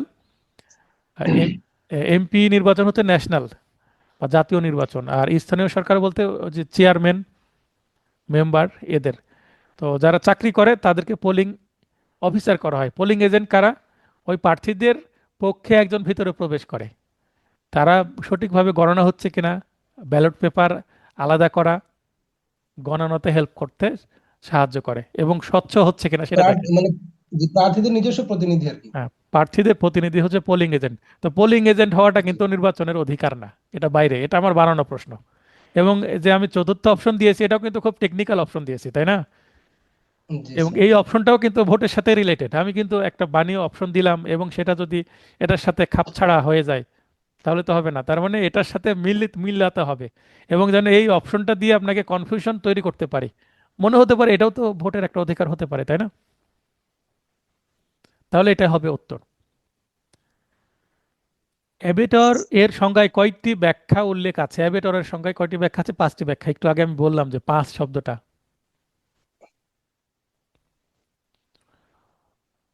জেড কে চুরির দায়ে ফাঁসানোর উদ্দেশ্যে এ ইচ্ছাকৃতভাবে জেড এর ব্যাগে একটি স্বাক্ষরকৃত চেক রাখলো মানে মিথ্যা সাক্ষ্য তৈরি করলো, তাই না? জি তাহলে মিথ্যা সাক্ষ্য সৃষ্টি করা, যেটাকে ইংরেজিতে বলে ফেব্রিকেশন অফ উইটনেস। মিথ্যা সাক্ষ্য দেওয়া না, মিথ্যা সাক্ষ্য দেওয়া মানে আদালতে দাঁড়িয়ে মিথ্যা কথা বলা। আদালতে দাঁড়িয়ে কি মিথ্যা কথা বললো সে? সেমন কাজ করলো যেন আরেকজন ফেঁসে যায়, তার জি মানে তৈরি করলো। ষড়যন্ত্রের মতো কাজ করলো। এটাকে বলে হচ্ছে 192 সংজ্ঞা আছে, যে মিথ্যা সাক্ষ্য সৃষ্টি করা বা ফেব্রিকেশন। বাংলাদেশি মুদ্রা জালকরণের সর্বোচ্চ শাস্তি যাবজ্জীবন সশ্রম কারাদণ্ড। মারামারি সংগঠনের সর্বোচ্চ শাস্তি 160 ধারায় আছে। এটা ভালোভাবে পড়তে হবে, দেখেন অপশনগুলো খুবই ক্রিটিক্যাল। 1 মাস, অনূর্ধ্ব 1 মাস সশ্রম বা বিনাশ্রম কারাদণ্ড বা 100 টাকা অর্থদণ্ড বা উভয়দণ্ড, মানে পুরোটা। এখানে কোনো জায়গায় শুধু বিনাশ্রম দিয়েছি, কোনো জায়গায় শুধু সশ্রম দিয়েছি, কোনো জায়গায় অর্থদণ্ডের পরিমাণ কম বেশি করে দিয়েছি। কুইক উইথ চাইল্ড নারীর জীবন বাঁচানোর উদ্দেশ্য ব্যতীত, সরল বিশ্বাস ছাড়া। দেখেন এখানে দুইটা পয়েন্ট আছে। দুইটা পয়েন্ট কি? একটা হচ্ছে জীবন বাঁচানোর উদ্দেশ্য ব্যতীত, ব্যতীত মানে উইথাউট, মানে তার বাঁচানোর উদ্দেশ্য নাই, তার ইন্টেনশন হয়তো কিছু কিছু জায়গায় কিন্তু অবৈধভাবে মিসক্যারিয়েজ করা হয়, অ্যাবর্শন করা হয়, তাই না? জি সেটার কথা বলা হচ্ছে। সৎ বিশ্বাস ছাড়া, তার মানে দুইটাই নাই। তার মানে এখানে এই যে পিঙ্ক আর অরেঞ্জ দুইটার যে কোনো একটাও যদি থাকে তা উত্তর একই থাকবে, ঠিক আছে? এখানে দুইটাই আছে, তার মানে এটা অবশ্যই অপরাধ হবে এবং এটা সর্বোচ্চ শাস্তি হবে হচ্ছে 7 বছর। অপরাধে আশ্রয় দান দণ্ডনীয় অপরাধ, অপরাধীকে আশ্রয় দান করা দণ্ডনীয় অপরাধ। এটা কিন্তু আমরা সংজ্ঞা পেয়েছি হচ্ছে 52 এতে, কিন্তু এইটার আবার যে পানিশমেন্ট সংক্রান্ত ধারা হচ্ছে 212-তে। 212-তে কেন এটা দেওয়া হলো? অপরাধীকে যদি আমি আশ্রয় দিই তাহলে সমস্যা কি হবে? অপরাধীকে আশ্রয় দেওয়ার অর্থ হচ্ছে আলামত ধ্বংসর সামিল, তাই মিথ্যা সাক্ষ্য দেওয়ার সামিল। তার মানে প্রসিকিউশন বা বিচার কার্যে ব্যাঘাত সৃষ্টি করা সামিল। তাই এখানে সেট করা হয়েছে এটা 212 ধারায়। স্বামী স্ত্রী যদি পরস্পরকে দেয় তাহলে এটা অপরাধ না, অন্যান্য সম্পর্কের ক্ষেত্রে অপরাধ হবে। বেঞ্চ সহকারে মানে পেশকার যদি কোনো কিছু করে, রায় পরিবর্তন করে, একজন মনে করেন যে 2 বছরের জেল হয়েছে, তাকে খালাস দিয়ে দিয়েছে, ঠিক আছে? পেশকার চেঞ্জ করে ফেলেছে রায়, তাহলে পেশকারের 7 বছরের জেল হবে। জেড বি কে আঘাত করলো, ফলে বি ক্রোধে উদ্দীপ্ত হয়ে পড়লো। আগন্তুক এ উক্ত ক্রোধের সুবিধা নিয়ে জেড কে হত্যার উদ্দেশ্যে বি এর হাতে একটি ছোরা দিয়ে তাকে সহায়তা করলো। ছোরাটি দিয়ে বি জেড কে হত্যা করলো, এক্ষেত্রে কি হবে? এক্ষেত্রে বি দণ্ডনীয় নরহত্যা হবে। অর্থাৎ বি যেহেতু রাগের মাথায় ছিল, তার মাথা গরম ছিল, হট মাইন্ডেড ছিল, হট ব্লাডেড হয়েছিল, তাই বি এর সাজা সাডেন কম হবে। প্রভোকেশন। হ্যাঁ, সাডেন সাডেন। হ্যাঁ, আলোচনা করছিলাম 48 নম্বর প্রশ্ন। বলছিলাম যে একজন আরেকজনের সাথে ঝামেলায় জড়িয়েছে এবং আগন্তুক মানে তৃতীয় আরেকজন ব্যক্তি এসে একজনের হাতে ছোরা বা ধারালো অস্ত্র তুলে দিয়েছে এবং সেটি দিয়ে আরেকজনকে আঘাত করে হত্যা করা হয়েছে। এই ধরনের প্রশ্ন আমরা 300 ধারার মধ্যে পেয়েছি এবং এটা 38 ধারার সাথে কিছুটা রেলিভেন্ট। অর্থাৎ একই অপরাধ হলো, দুইজন ব্যক্তি মিলে করলো, কিন্তু তাদের সাজা দুই রকমের, ভিন্ন ভিন্ন সাজা। বি হচ্ছে দণ্ডনীয় নরহত্যা, মানে বিয়ের সাজাই কম, যদিও বিয়ের হাতে চাকু এ তুলে দিল এবং বি সেই চাকু বা ছোরা দিয়ে জেডকে হত্যা করলো। যেহেতু বিয়ের মাথা গরম ছিল, সে ক্রোধে উদ্দীপ্ত ছিল, সাডেন প্রভোকেশনের কারণে এবং ওই ঘটনার সুযোগ নিয়ে তার হাতে ছোরা যদি তুলে না দিত, তাহলে হয়তোবা তাদের মধ্যে বড়জোর হাতাহাতি হতো, সাধারণ আঘাত এই পর্যন্ত হতো, কিন্তু এই হত্যাকাণ্ড হতো না। তাহলে দোষটা মূলত এর, কেন ছোরাটা তার হাতে তুলে দিল? তাহলে একেই খুনের দায়ে দোষী করতে হবে। বুঝতে পেরেছেন এটা? কে বুঝতে পারেননি? জি স্যার। তারপরে এক ব্যক্তি তার স্ত্রীকে আঘাত করার উদ্দেশ্যে আঘাত করতে গিয়ে কোলের নবজাতক শিশুর গায়ে আঘাত লাগে। নবজাতক মানে 2-3 দিন বয়স এরকম, একেবারে শিশু বাচ্চা, এবং শিশুটি মারা যায়। অর্থাৎ আঘাত লেগে, হালকা আঘাতে একটা শিশু মারা যেতে পারে। তার মানে ওই ব্যক্তি নিজের সন্তানকে মেরে ফেলছে অ্যাক্সিডেন্টালি। তার মানে হাজব্যান্ড ওয়াইফ যদি ঝগড়া করে তাহলে সন্তানের ক্ষতি হতে পারে, এটা আমরা দেখতে পাচ্ছি। এক্ষেত্রে পেনাল কোড এর 300 ধারার কোন ব্যতিক্রমটি প্রযোজ্য হবে, কোনো ব্যতিক্রমের আওতায় পড়বে কিনা এটাকে দেখতে হবে, এবং পড়লে সেটা কততম। এটা প্রথম ব্যতিক্রম। এই যে স্ত্রীকে আঘাত করতে গিয়ে আঘাত, তার মানে স্ত্রীকে কেন মানুষ আঘাত করে? রাগ মাথায় আসলে তো স্ত্রীকে আঘাত করে, তাই না? জি এই কারণে প্রথম ব্যতিক্রমের মধ্যে এটা আছে, ব্যতিক্রমের মধ্যে পড়বে। তার মানে এটা খুন হবে না, নিজের সন্তানকে খুনের জন্য দোষী হবে না, কিন্তু কালপেবল হোমিসাইড হবে। 50, পেনাল কোড এর কত ধারায় বিচারিক কার্যধারায় নিযুক্ত কোনো সরকারি কর্মচারীকে ইচ্ছাকৃতভাবে অবজ্ঞা বা বাধাগ্রস্ত করার শাস্তির বিষয়ে বলা হয়েছে? 228-এ বলা হয়েছে পুলিশ অ্যারেস্ট করতে গেল, কিন্তু অ্যারেস্ট করতে বাধা সৃষ্টি করলে 228 ধারার অপরাধ হবে।